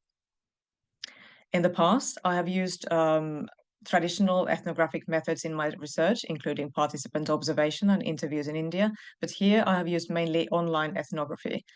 I have analyzed the content of Facebook posts and Kathak-related videos on YouTube. So I joined Facebook in 2007 while I was still living in London and earning my living mainly from Kathak. So I am a Kathak dancer. I have been practicing Kathak for 27 years now. Therefore, many of my Facebook friends, dozens of them, are also Kathak dancers, colleagues, artists, gurus, and students. One could say that I have been a participant observer on Facebook for 14 years now, and have been able to get a sense of what is typical and atypical social media behavior for Kathak dancers. For many dancers, the guru is an important person and is often included in one way or another in the posts. The guru tradition practiced offline is clearly present also online. Here, I have used one Kathak dancer's Facebook profile as an example to show how the guru tradition of Kathak dance may be present in social media. I have received this dancer's permission to use it for research purposes, just to be clear. The Facebook account is his personal account, but he uses it for both professional and private posts. For Kathak, he uses his Facebook account, for example, for advertising his and his dance company's upcoming performances, courses, and newly published YouTube videos. He's also posting photos and videos from past performances and courses. He also usually posts photos and videos on important days of the Hindu calendar, such as Vasant Panchami, Shivratri, Guru Purnima, to name a few. The Guru tradition is present in one way or another in most of his Kathak-related posts. In writing, the posts usually mention his late father, who was also his Kathak Guru, thanking him for his blessings and indicating that all his success is happening because of his Guru's blessings. Visually, the Guru tradition is also often present. For example, his profile picture shows him sitting at the feet of his father Guru, touching his feet, with his Guru's hand placed on his head in the act of blessing. Another example comes from a post published on the day of Guru Purnima last year, where the garlanded photo of this dancer's father Guru is on the background, while he himself is blessing the dancing bells of one of his students, who is sitting at his feet. So here we can also see the continuation of the parampara, the chain of gurus and disciples. So it's presented here nicely in a visual form. So these can be seen as fairly typical guru-related Kathak posts in social media. It is more common than not to mention one's guru as the teacher or choreographer when posting one's Kathak videos. Not to do so would be considered inconsiderate and arrogant. And based on what I have witnessed on Facebook, the Guru tradition is well and alive. It is constantly being reinforced and also taught to the next generation of dancers in both textual and visual form in social media. Then a few words about Kathak videos on YouTube. So even though the Guru tradition seems to be well and alive based on the analysis on Facebook, there might be other social media forces eroding the Guru tradition as well. When analyzing Kathak dance content on YouTube and the way YouTube works, it seems that it does not necessarily favor the traditional gurus or the Guru tradition. YouTube is full of all kinds of videos nowadays, and including Kathak videos, or more accurately, dance videos labeled as Kathak. As an experimental method for this paper, I asked my Finland-based Kathak students on a volunteer basis to type Kathak dance in the search box on YouTube on their mobile phones or laptops and send me the screenshots of the first 10 dance videos suggested to them.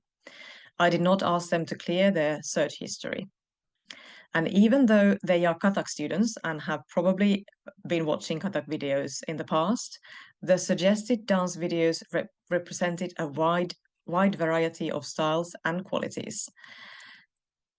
Within the first 10 videos, the dance styles ranged from traditional Kathak to Bollywood dance with a hint of Kathak in them, to Western contemporary dance, or various kinds of fusion dance with movement vocabulary derived from Kathak. In the videos, the level of Kathak dancers ranged from mediocre level to professional dancers and legendary gurus. However, the legendary gurus representing Kathak in its most traditional form were in the minority and in some cases completely absent from the first 10 suggested videos. Bollywood and the so-called semi-classical dance, meaning Kathak-influenced dance to Bollywood music, was strongly present. YouTube seems to suggest videos based on worldwide popularity and possibly promoted material as well. So the video creators have labeled their videos matters more than the actual content when searching for with certain search words. Especially for beginner Kathak students, YouTube may give a rather confusing picture of what Kathak actually is. One would almost need a guru for guidance for watching YouTube videos. YouTube and other social media platforms may also be eroding the guru tradition in another way. Traditional material was previously available to only hereditary or very dedicated disciples, but now some of it is available to everyone who uses social media. Therefore, the traditional gurus no longer have complete control over who learns the traditional repertoire, or at least some of it.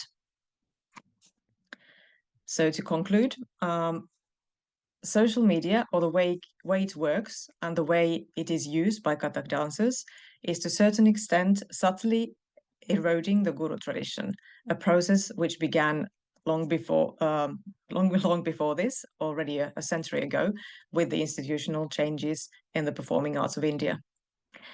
The legendary and most famous senior gurus of today, for example, Pandit Rajendra Gangani or Kumudin Lakhiya, do not need to feel threatened by the new social media era, as they have long ago established their own following and are not in desperate need of acquiring large amount of more students or social media presence. However, for the younger generation, the competition is maybe harder. It will be much more difficult to grow into a legendary guru today. In general, the guru tradition is well appreciated among Kathak dancers today, and it is usually seen as the only way of learning the art form properly. This appreciation shows in social media too.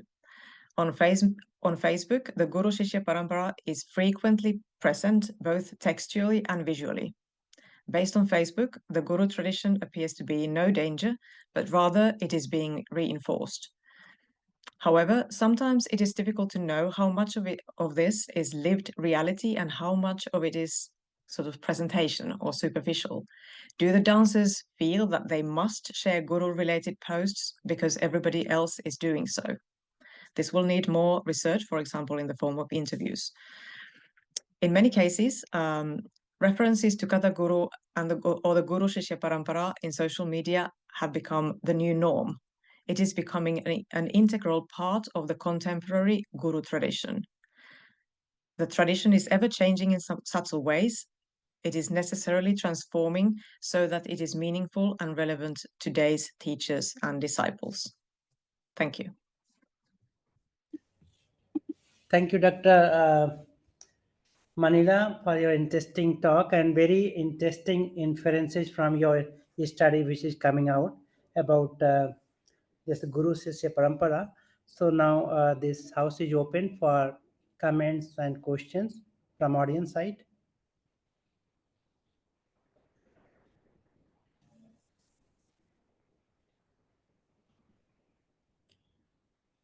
Is there any question, any observation from audience?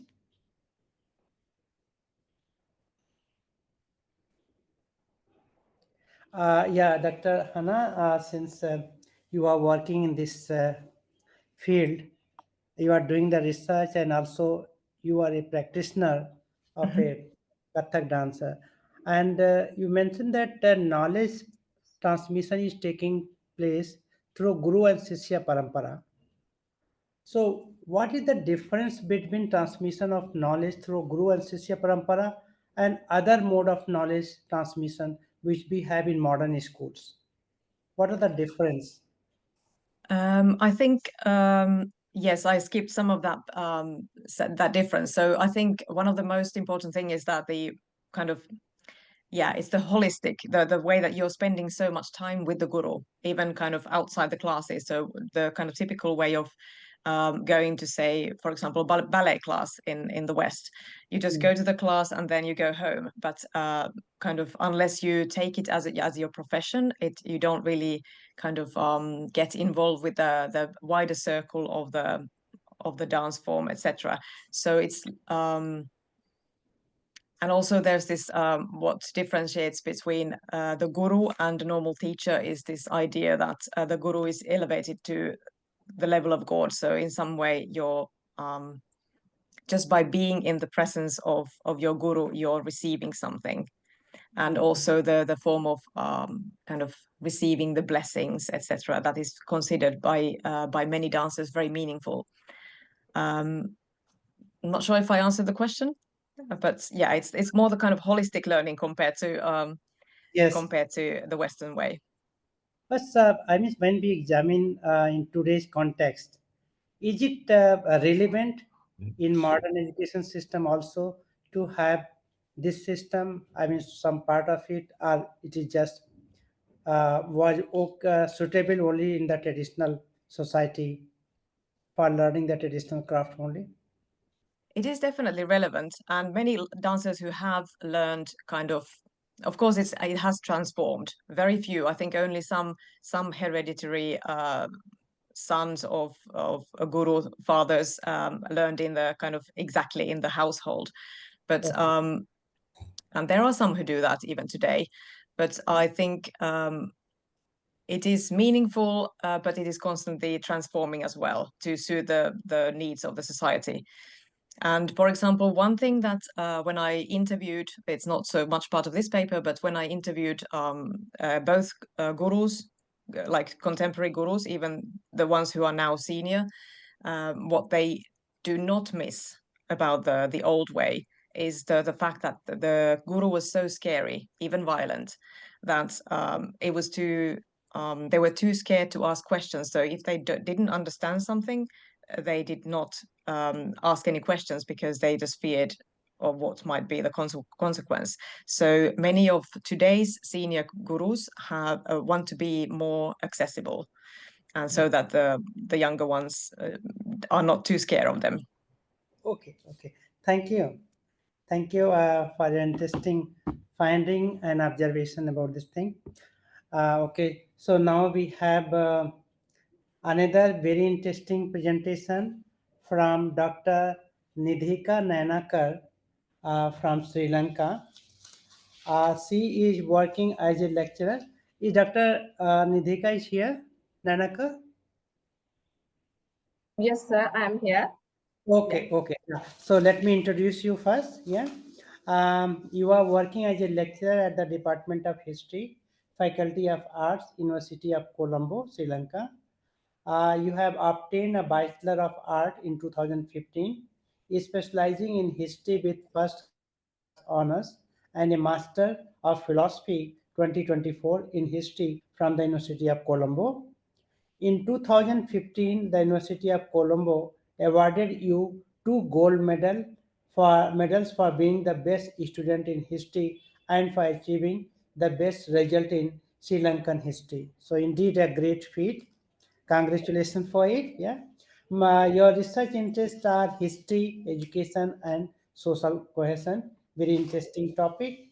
And she will be speaking on formation of statecraft and the role of monarchs in upholding Buddhism in ancient Sri Lanka. A critical examination of the adaptation of Raj Dharma in Mahavansa. Yeah. So, Nidhika, please take your time and Yeah. make. Thank you very much, Professor. But I should rectify a small mistake that I'm not doctor. I'm still Miss. Okay. Anyhow, thank you. So good afternoon, everyone. It's afternoon here, 5:30. So good afternoon, everyone. So today I'm going to present my research on formation of statecraft and the role of monarchs in upholding Buddhism in ancient Sri Lanka. A critical examination of the adaptation of Raj Dharma in Mahavansa. So the ancient Indian concept of kingship developed through the course of history. Over time, it evolved from the idea of a priestly king during the civilizational period to that of a divine ruler and then a king. In this evolutionary context, where Buddhism and Hinduism were extensively embedded, Dharma became a crucial component of social and political life. So Dharma was not merely a religious philosophy, it also significantly a political virtue that shaped the political and governance landscape in India and also in the political atmosphere. Dharma refers to moral law or morality. So Dharma is to be followed by the rulers in constructing a society that brings happiness to people. It legitimizes the monarchy through ethical and legal frameworks. In ancient Indian classics, the spirit of Raj-Dharma was to ensure peace, justice, and prosperity for the people. Particularly, Dharma is the fundamental factor in governance and the art of politics, which is not concised to the security and safety of its subjects, but also extended to secure material prosperity and peace for the people. In the Buddhist tradition, the term Rajadharma or Rajdharma refers to the moral practices to be followed by the rulers, leading to good governance. Moreover, the notion of kingship in Sri Lanka is enhanced and broadened by Dasaraja Dharma, which underscores 10 essential principles for effective governance. However, in both Hinduism and Buddhism, Dharma embodies the ethical obligations of authority, which transferred to Father India, shaping the political climate of the neighborhood. So Sri Lanka, as an island located in the southern part of the Indian subcontinent, influenced each other historically. So this geographical location results in each and every aspect of social life, from the beginning of settlements to the creation of statecraft in Sri Lanka. So Rajadharma of Indian political thought is not an exception that influences shaping the local royal ideology and political consciousness. It has evolved into core guiding principle of governance, enduring and shaping political systems for centuries. In this research background, the objective of the research was to examine the expression and adaptation of Rajadharma in Mahavansa with a particular focus on the king's role in safeguarding Buddhism and the Buddhist community and the construction of a political religious ideal state in Anuradhapura kingdom. So the investigation for this research was fundamentally a qualitative research that a critical content analysis was employed, particularly on Indian classical texts like Mahabharata, Arthashastra, Manusmriti, and also a critical comprehensive analysis of the Mahavansa to elucidate the local statecraft within the Anuradhapura kingdom. So Dharma or Rajadharma, a central idea in Indian political philosophy, lays forth a monarch's moral and ethical duties and guides their authority for the benefit of their subjects. According to the ancient Hindu political philosophy, a code of conduct governs the ruler's actions. In this sense, Rajadharma was the foundation for the development of a welfare state in ancient India, directing governmental authority through the values of fairness, harmony, and well-being to create an efficient government. It is noteworthy that Indian intellectuals prioritize the king's obligations and duties over his rights or privileges while establishing statecraft. So as a matter of fact, ancient India was immensely concerned with structuring the monarchy for good governance, ensuring that everyone was happy, which is not much different from modern Western political thoughts, where we talk about welfare and democracy. So it provides the foundation for the legitimacy of the king's power and for achieving excellent leadership. The various functions and obligations of a king are encompassed in the Sanskrit term Rajadharma, which means kingly duties and obligations. The king must safeguard the land with his 2 arms according to Mahabharata, which includes all his personal and public duties. It is believed that the king was divinely ordained by the Lord to uphold the code of law and is regarded as the incarnation of 8 deities. In essence, according to Mahabharata, Dharma is Dharma, Dharma is defined in the term of religion. Dharma has various meanings, of all of which, however, are closely created with one another. As duty or the assemblage of all acts which should do, it is both righteousness and religion. In the framework of theocracy, the ruler's adherence to Raja Dharma was a fundamental element in legitimizing power in ancient Indian society. So, as noted in the Mahabharata, conversant with the truths of Raja Dharma, the royal Dharma takes sovereignty upon himself. So, ancient Indian literature offers a comprehensive examination of kingship, law, society, and social order. So, they discuss the significance and their significances and governance in cultural and political context. So the Mahabharata, the Arthashastra, Manusmriti provide extensive insight into Rajadharma in ancient Indian political theory, especially about the creation of an ideal government and kingdom. These sources state that the monarch must follow Rajadharma, a special personal attribute in upholding Dharma. And also, Dharma is not a religious concept, it is a concept of ethics, morals, and values. The ruler who followed Dhamma is known as Dhammiko Dhammaraja. The Mahabharata states that the king is a Dharma Raja. In this sense, the king is not only the higher authority in administration, but also controlling power in preserving religious and spiritual institutions and maintaining the status. So in ancient Indian society, the monarch was thought of as the person who saved the people. The king's leadership is believed to mold the entire society and guarantee its success. And also the king's happiness and well-being are often strongly related to the happiness and well-being of the people he rules over. So according to Arthashastra, the happiness of his subjects lies his happiness. In their welfare is his welfare. Whatever pleases himself, he shall not consider as good, but whatever pleases his subjects, he shall consider as good.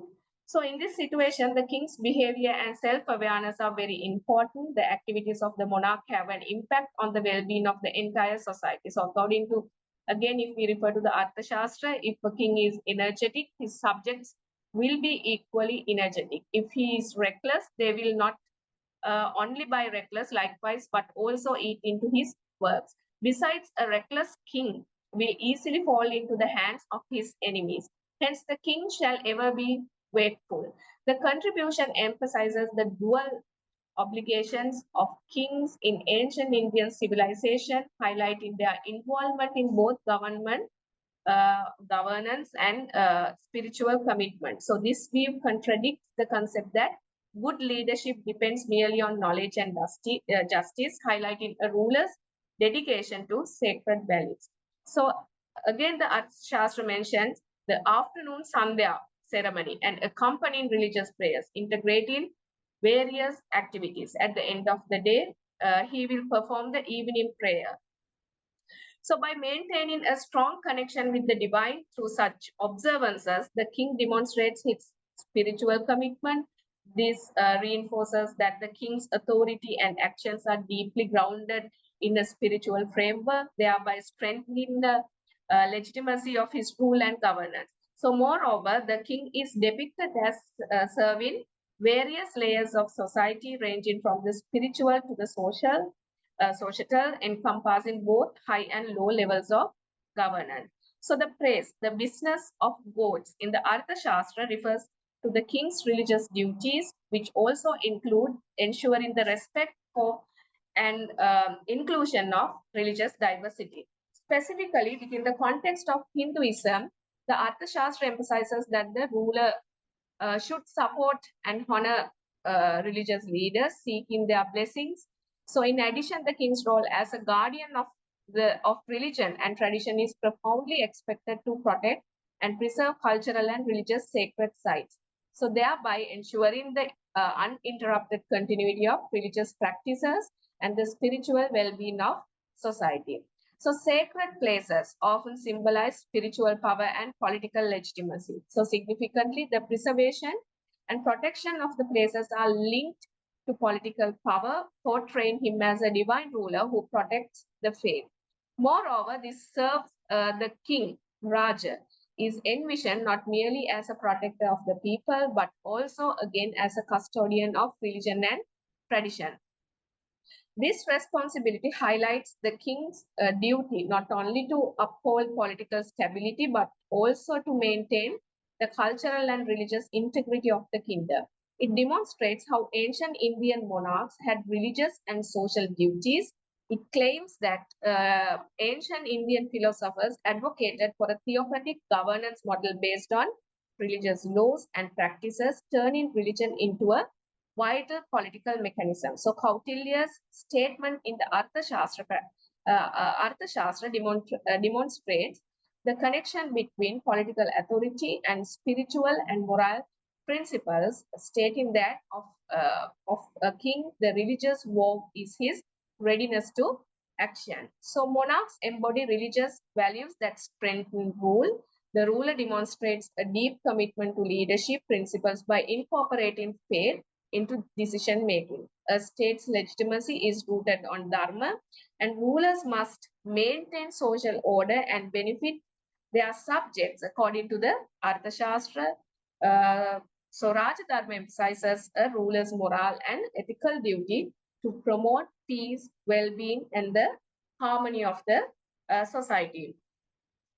So if we look at the classical texts like Mahabharata refer to adharma as being equivalent to dharma. As previously, what I have stated, the unethical behavior of the king directly affects society. However, the Mahabharata presents the binaries of political principles, suggesting that in certain instances, the ruler possesses the authority to convert a dharma into dharma within his period. It is indisputable that this can be achieved through a leader who possesses wisdom and is a diligent adherent to of dharma. So as it states, as the king is, so do his subjects become. If the king be righteous, even a dharma in his dominions assumes the form of dharma. So this shows that the ruler's morals determine the conduct of the ordinary people. The king's ethics is the ethics of his people, which determines the norms of the entire society. So another important notion that is dealt with in this except in the linkage between dharma and adharma. So in Hinduism, warfare and cruelty are believed to be an dharma. However, the war that is waged against force for the defense of the kingdom and its populace is regarded as dharma, thus justifying the obligation of the ruler to fight when required. The text states, where dharma is, their victory shall be.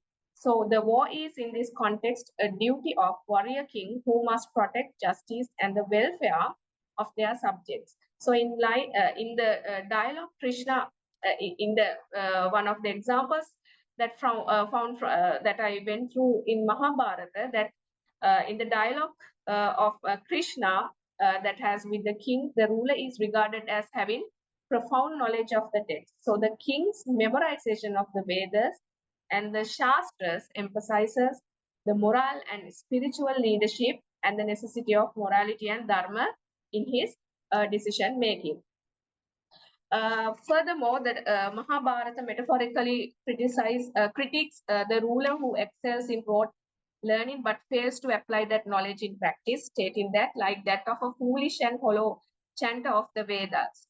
In doing so, he reinforces that the perpetuation of dharma is essential to good rulership. Throughout the text, it indicates the theocratic model of the state, which underlines the religiously founded nature of kingship. The ruler is strongly advised to adhere to traditional customs and uphold dharma in all aspects of governance. So according to Mahabharata, O Rajan, maintain the ancient customs of men, perform your yagnas. Yeah. Sorry, sir.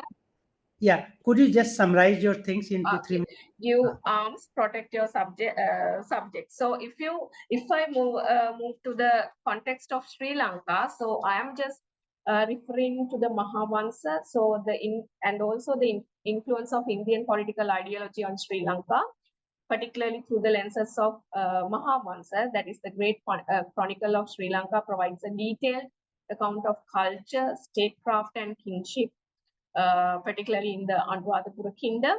So significantly,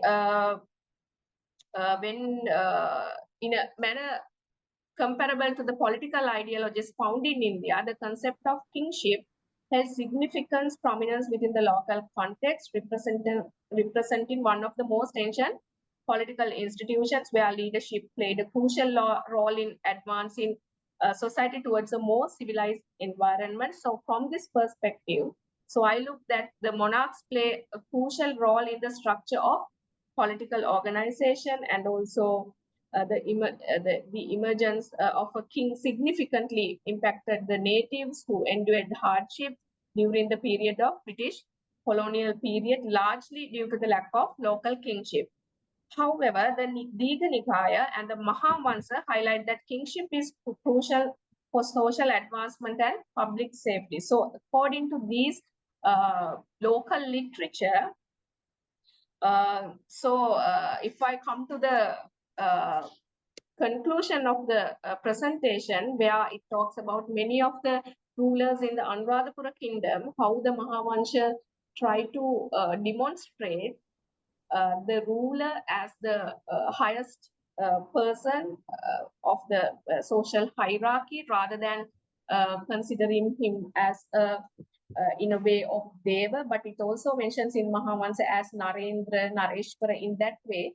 But through the critical analysis of the text, Mahavansa, it shows that how even the king is considered as a lay person, particularly in terms of in a background of Buddhism. And also we can see that Sri Lanka, when we are talking about the Anuradhapura kingdom, it is highly a hydraulic civilization. So in that sense, rather than referring the king in terms of and viewing him as a god, we can see that how the king is imagined, or he has been pictured as a person at the peak level or in the high level of social hierarchy, where his commitments are to secure Buddhism and also to secure the Buddhist community. So in a small way, I will just, in a nutshell, I will just conclude the presentation. So Indian political philosophy is deeply entangled with culture, with which is primarily concerned with spiritual development. So among the Indian philosophy, the king and the kingship have gained popularity in the creation of centralized and legitimized political authority, becoming one of the civilized regions in Asia. So this knowledge became the model for the most of the Eastern world, and also it expanded from India in reference to politics and governance. So including Sri Lanka, Southeast Asia embraced the Indian political structure, modifying and localizing these ideas in suit into the local circumstances. So significantly, when we look at the localization of Indian knowledge into Sri Lankan context, in reference to Mahavansa, Buddhism was the root of politics every time. And also in this case, we can see that the king was oriented on defining as a layman position at the apex of the social hierarchy, who had a dual role towards Dharma, upholding Dharma, and securing the Buddhist community. So this framework shapes the political consciousness and the ideology of the statecraft, particularly in the Anuradhapura kingdom. So that's what my conclusion is. But there are a few examples that I wanted to bring up in explaining these things. Yeah. So thank you very much. Okay, thank you, Ms. Ndika Nanaka. It was an interesting presentation that you narrated that how the traditional religions has guided the politics and governance system. And one thing that very interesting, you highlighted that monarch was very much concerned with the happiness and well-being of his citizens. Yeah. In fact, his wellness and happiness reside in the wellness and happiness of the citizens. So how the governance was not only concerned with his own authority, but it was also with the peace, harmony in the society. So it is an interesting point that you have highlighted. So now I think this is important discussion, and I open this house for comments and observation. From audience side, if you have any question, any observation, any comments on her presentation, please make it.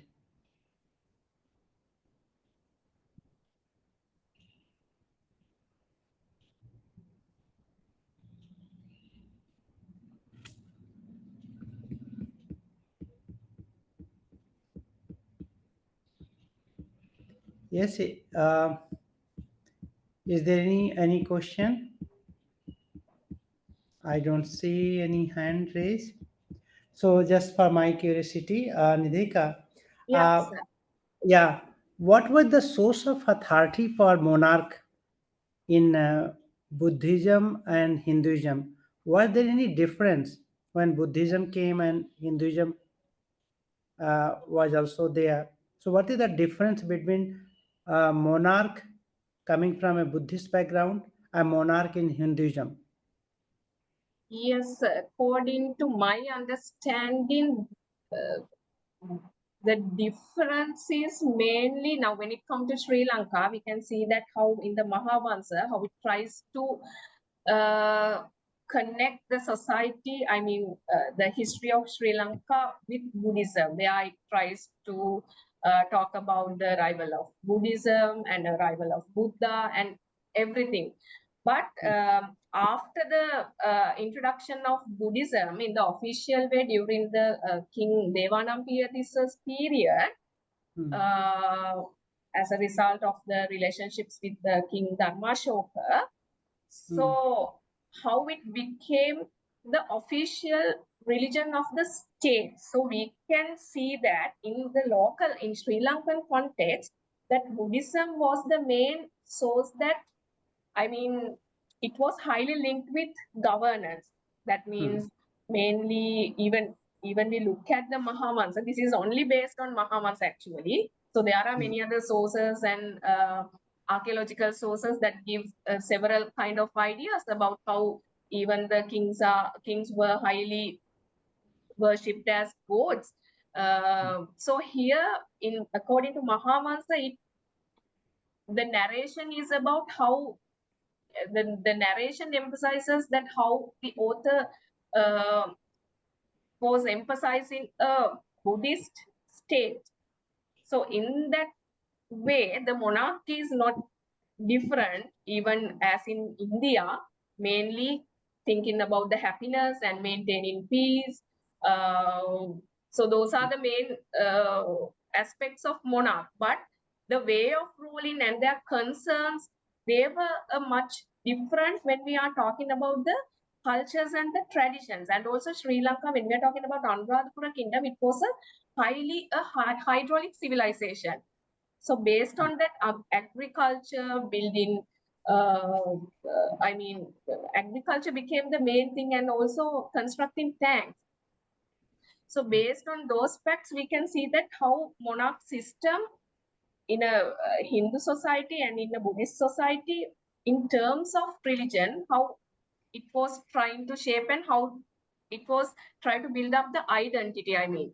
So in that sense only I feel the difference. But when we talk about anyhow about it is about peace and about harmony and about about people and how to bring happiness for them. Okay, So, okay. Thank you. Thank you. Thank you. Thank you very much for interesting presentation. Yes, Now we have another very interesting, very important presentation from Dr. Christopher Weil. Dr. Christoph Weil, VL, are you there? Hello. Yes, You yes. hear me? You hear me? Yes, Christoph Weil. Dr. Christoph Weil is a PhD in 1996 and is a senior research associate of the Belgian National Foundation for Scientific Research and professor of Sanskrit at the Oriental Institute of the University of Louvain, where he carries on research in Sanskrit philology, Purana, Kavya, and Shastra, and the historiography of Indology, with a particular interest in the social and cultural context of pre-modern Kerala. He's going to speak on epistemology and scientific methodology in Ayurveda, the means of valid knowledge according to the Rasa Vaisesika Sutra. It is a particular text he is focusing, and its commentary by Narasimha. So, thank you, Professor Christoph. Please take your time and make your presentation. Welcome. Thank you for the presentation. Do you see my Yes. PowerPoint? Yes, I can see. Okay, but perfect. Yeah, perfect. All right. Okay, so I shall go in my text. So the question of the means of valid knowledge, the pramana of their nature, number, etc., is a hotly contested epistemological issue. Full screen. What?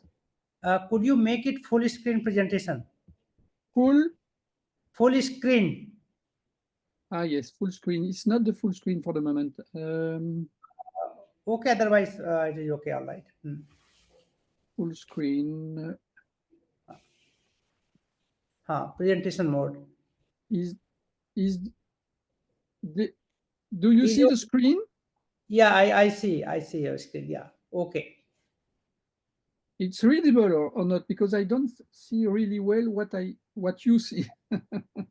Okay. Please go ahead. Yeah. Please go ahead. Like that. Oh.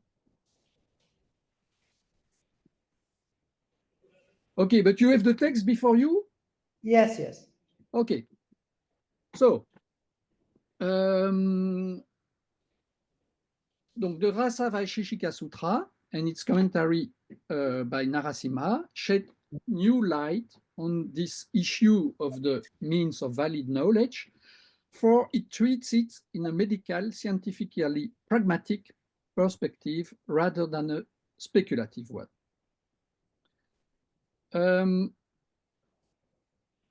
The Rasa Vaisheshika Sutra and its commentary by Narasimha were edited in Trivandrum in 1928 on the basis of a single palm leaf manuscript written in Malayalam script.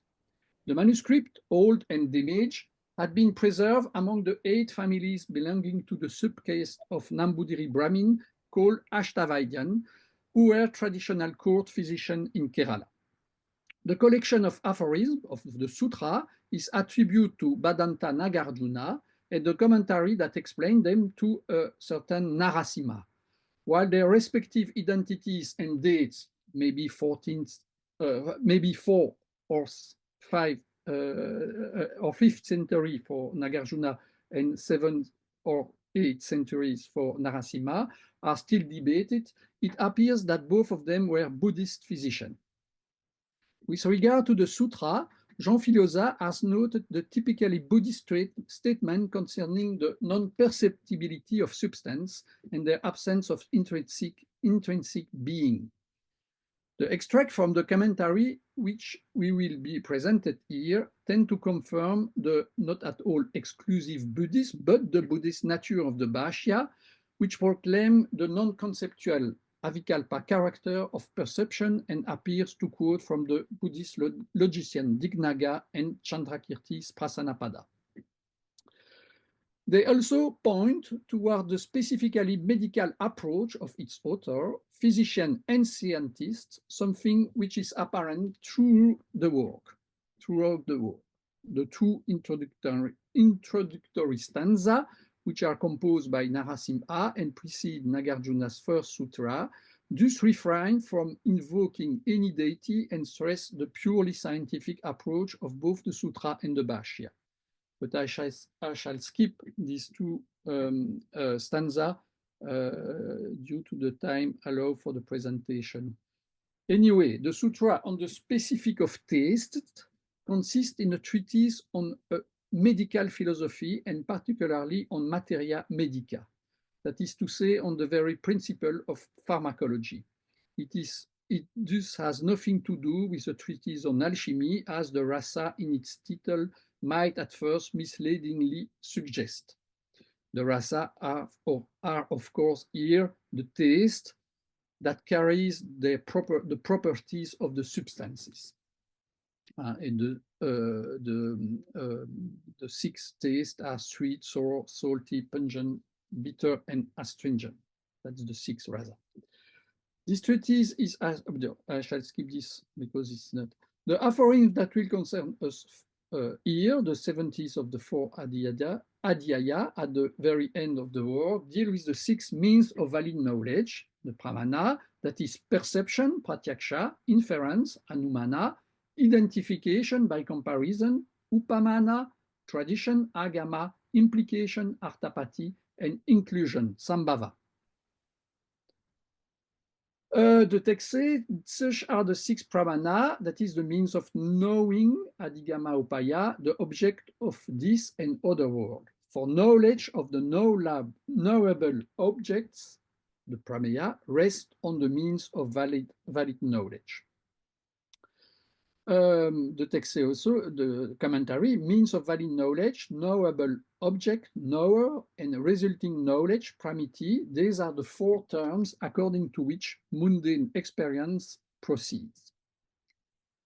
And the text gives the example of the rice. The object to be measured, prameya, consists in the precise determination of that which is received. For the sake of the determination of which a measure, an instrument of as criterion, pramana, for instance, the prasta, the weight unit, is used. As measurer, pramater, devadatta, with his hands measuring by means of a measure such as the prasta, produce the resulting measure, which is the determination of the quantity of the rice or of some other thing. It is said that by possessing this resulting knowledge, one experiences. So that is very interesting. This is the example how function the pramana, the prameya, and the resulting knowledge, that is the pramiti. I shall skip this, which is also more general on the pramana. And then the commentator shall take all the six pramana and deal a bit more with each of them. By example, for perception, it is the sensory knowledge, indriya jnana, that is non-conceptual, such a knowledge of a taste or a form and color. It is called pratyaksha because that is an eruptive, it's less interesting here. Inference is a supposition starting from the vision of a clue concerning the bearer of this clue. It is called anumana because there is a knowledge after, anu, again, an eruptive. In the identification, upamana is the determination of something poorly determined by comparison with something that is well determined. It is thus called, the example is interesting, mudga leaf, which is a leguminous plant, mudga parni, because it is astringent, stambana, like the mudga, that is the mungo bean, a common vegetable. Tradition is the speech of the experts. The expert is devoid of fault. His speech is of three sorts: that whose object must be believed, that whose object is imperceptible at apratyaksha, and that whose object is to be conjectured. Such are the threefold speech that is to be observed at work in the treatise. For the pramana artapati, implication, what is said is, implication is on the basis of a stated meaning, the necessary appearance of an unstated meaning. In the statement, Devadatta does not eat at night, it ensues from the meaning that Devadatta eats during the daytime. The duty to eat entails the adequacy of the second meaning, considering the natural relation between day and night and the permanence of Devadatta's body. That now we go to sambhava, the inclusion. That which is called sambhava, inclusion, refers to a meaning that is inclusive. For example, in stating that the measure prasta, in stating the measure prasta, is include the measure kuduba, or in stating the mesure adaka, is include the mesure prasta. The 6 pramana listed in this Sutra of Nagarjuna correspond, aside from the last one, from Sambhava, to the 6 means of valid knowledge recognized as such by the theories of knowledge of the most orthodox and conservative among Brahmanical tradition, namely the 2 Mimamsa. Socialist is attributed to their co-founder, the sage Jaimini. The logic of the Nyaya has reduced these means of valid knowledge to the first 4 items, whereas that of the classical Samkhya has reduced this pramana to 3, and that of the Buddhist Dignaga has reduced them to 2 only. The commentator Narasimha demonstrates through his concise definition and his pertinent example the practical medical usefulness of the 6 means of knowledge he retains, without bothering to look into the deeper nature. This threefold classification of tradition is noteworthy and requires further elucidation. He provides this explanation himself in his commentary on a further sutra, where he says, the present sutra is undertaken in order to render knowledge firm by means of the particular pramana that concern object apprehended previously, which is tradition. For speech reserved from the qualified person is of 3 sorts. The tradition is of 3 sorts: pertaining to belief, pertaining to inference or reasoning, anumeya, and pertaining to direct perception or observation. So, speech pertaining to belief is such as concerned by the Uttarakuru and the celestial Apsaras. That which pertains to reasoning and or to direct observation is like the eye, which as a sense organ apprehends form and color, or when the eye is not really present, the fact that the organ of the eyes is inferred. This is the tradition referred to here, that pertaining to reasoning. And Narasimha adds to this in his commentary to the next sutra, that indeed in Ayurveda, aside from the 2 types of tradition, that is, that whose object has been directly observed and that whose object has been conjectured or inferred, there is no other type of tradition, such as that whose object is to believe, due to the visible nature of the fruit of this knowledge. That is very important. So it excludes the tradition based on belief which cannot be verified by perception or by inference. In fact, this is a profession of faith of the realist, not to say the positivist variety, that which the expert physician has taught he has either seen, perceived directly, or else inferred. But even in the latter case, his reasoning concerns an invisible or imperceptible phenomenon that pertains to observable reality, not to the domain of unfounded belief. Likewise, the result of his scientific practice pertains to the realm of observable facts. The medical tradition can thus never consist in blind faith. It is in this respect that Nagarjuna can declare, like Charaka, that tradition comes first. Tradition, direct observation, and reasoning go hand in hand in medical analysis. Tradition comes first, but once it has been mastered perfectly, observation and reasoning are sufficient, and has always been the case and always will be for the expert masters of tradition. There is even a true form of empiricism in the scientific approach of the Ṛṣis Sutra author, who, as pointed by Mullenbeld, repeatedly expressed rejection of hierarchical ordering of concept.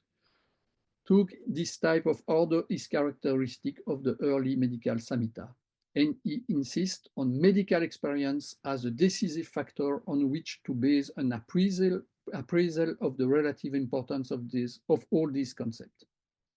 Nagarjuna also grants due scientific value to three useful supplementary means of knowledge, which allow one, as part of one's medical practice, to classify medicinal plants, among other things, according to specific criteria, or to that was the comparison, to presume what is necessary concerning the patient, that in the case of the example of arthropathy, or to measure all the remedies accurately.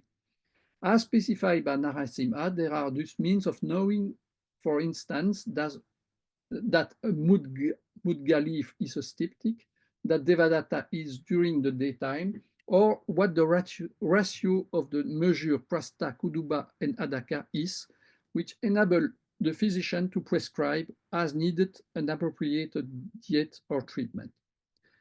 Even if the same last three examples are also found in other non-medical sources, the importance attached to the epistemological question of the means of valid knowledge in the Rasa Vaisheshika Sutra, as well as in Charaka, is noteworthy and can be viewed as an indication of the milieu in which the Pramana theory, if not originated, at least was practically used and tested in an experimental way.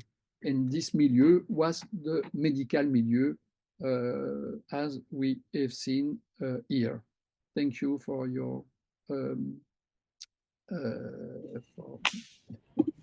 careful listening. Yeah, thank you. Thank you very much for your wonderful presentation. Now this session is open for audience comments and observation.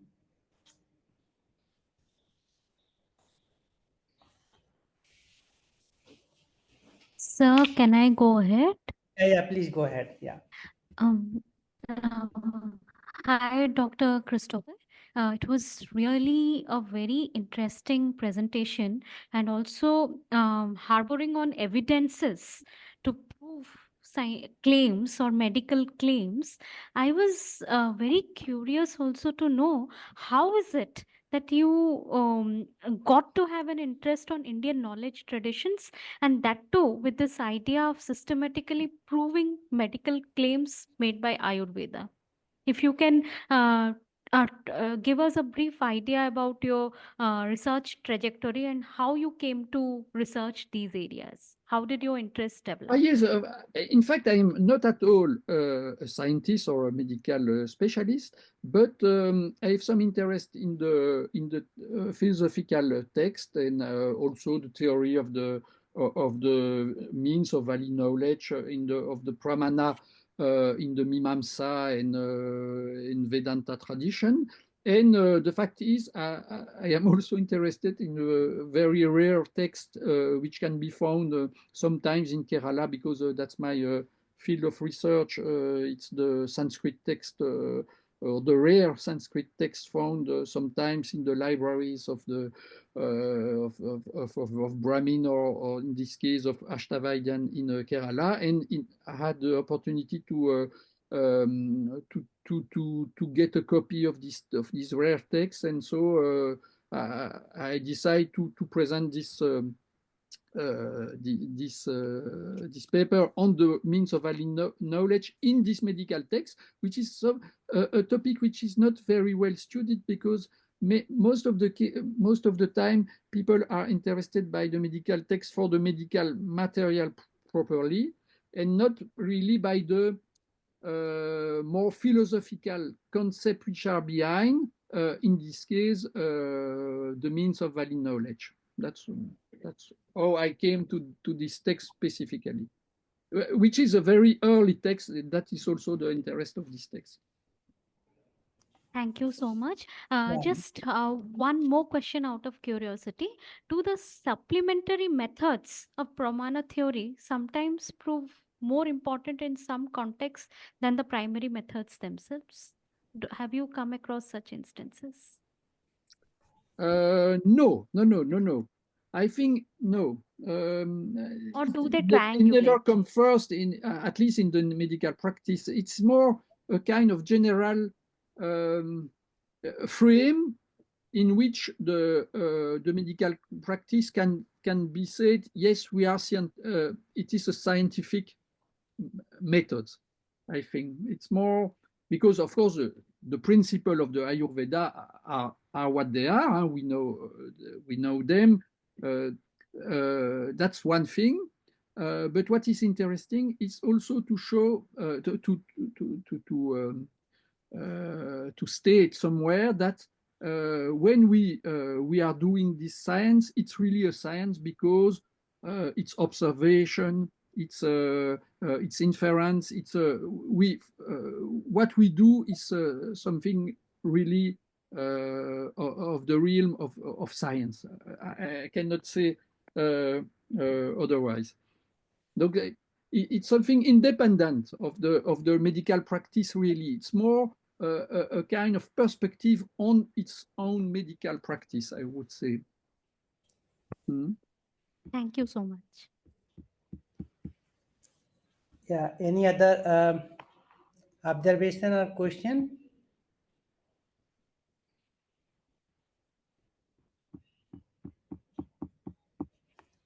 I think now there is no such question observation from audience side.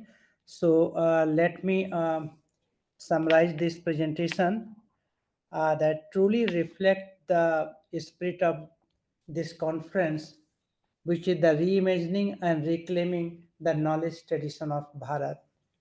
In this session, 8 papers were scheduled for presentation, 7 papers were presented, and all papers have aligned with the theme of the conference. An interesting point that were highlighted, if I say, was 3-4 points. I will say one. Most of the papers have focused on not only on the content of the traditional knowledge or knowledge of the Bharat, but also the pedagogy system and methodology that were used for practicing those knowledge. So Professor Gustavo Canzobre in his presentations talk about the holistic nature of Indian knowledge and advocated and suggested for integration of traditional knowledge, I mean Indian knowledge system with the modern scientific knowledge for addressing most of the present day challenges. Dr. Marie Lecomte-Tilouine has taken a conceptual framework to see the hierarchy, how the social hierarchy has existed in Indian society, and with her extensive case studies from Nepal, she has illustrated that how they are reinforced through different institutional devices and practices. Dr. Biljana Dušić, in her presentation, she has given interesting understanding of the Ṛgvedic knowledge, that how the knowledge which were inscribed in Ṛgveda were gained and how they were presented and what are their relevance are there. Dr. Fernando was also given a very interesting point, feature of Indian knowledge system, where he says that how Indian knowledge system is not only holistic, but also have a deep connection with deep ecology, and there is a possibility that the epistemological interaction is possible between Eastern and Western system of knowledge that may give more holistic and integrated system of understanding and dealing the present day crisis. Dr. Hannah Manila, through her case study of Kathak dance, beautifully portrayed about the Guru Shishya tradition and how knowledge is transmitted from one generation to another generation. And this knowledge is not only knowledge in the sense a particular craft or art a person learned, but also related to overall development of a Shishya's personalities and integration properly with the societies. Nidhika Nainakar, being a historian, she narrated the stories of the Raj Dharma of a monarch. Monarchy has been prevailing globally in all civilizations. But how the monarch was governing in Hinduism and Buddhism, and how they have carried forward the wellness, happiness, and wellness of their society and created peace and harmony in their societies. Dr. Christoph Weil study is very interesting in the sense that he focused one particular text, and that text was the Rasa Vasisika text. We generally see the Indian knowledge tradition, but we don't know that how the knowledge was gained and how the knowledge was validated. This is the most important question, that whatever knowledge we acquire, whether knowledge is valid knowledge, authentic knowledge, objective knowledge or not. So from that criteria, he took very systematically analyzed a particular text, this very ancient text he analyzed, and showed that how the knowledge which was presented in form of Ayurvedic text, it was an authentic knowledge. And all what we call today scientific knowledge, although there are also some limitation of scientific knowledge, but this Indian system of gaining knowledge was much more integrated, much more holistic. So overall, this was very interesting presentation, and I thanks to all presenter and their deep interest in tradition of Indian knowledge system and doing a great work. I think an opportunity will come when these scholars also visit India and have some more physical interaction that will be more fruitful, because we know that transmission of knowledge may take place through virtually, but when we meet physically, some other dimension of knowledge also passes through, because knowledge also have a tacit dimension, and tacit dimension cannot be codified or just spoken in the words. That is, I think it has been also acknowledged in the Western civilization, and it has been part and parcel of Eastern civilization as well. So I express my sincere thanks to all presenters and also organizer of this conference who gave me this opportunity to listen this intellectual discussion and very interesting paper on different aspect of Indian knowledge system. Thank you very much. Puja, from my side, it is over. Over to you, Puja.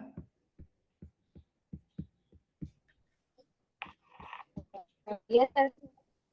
Yeah. Yes, sir. It's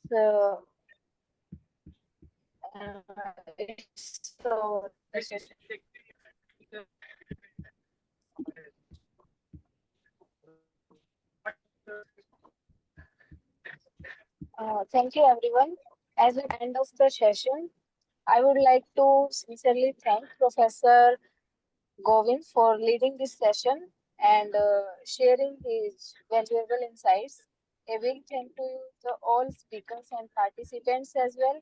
Your ideas, discussions, and active participation made this session meaningful. Thank you all once again. Thank you.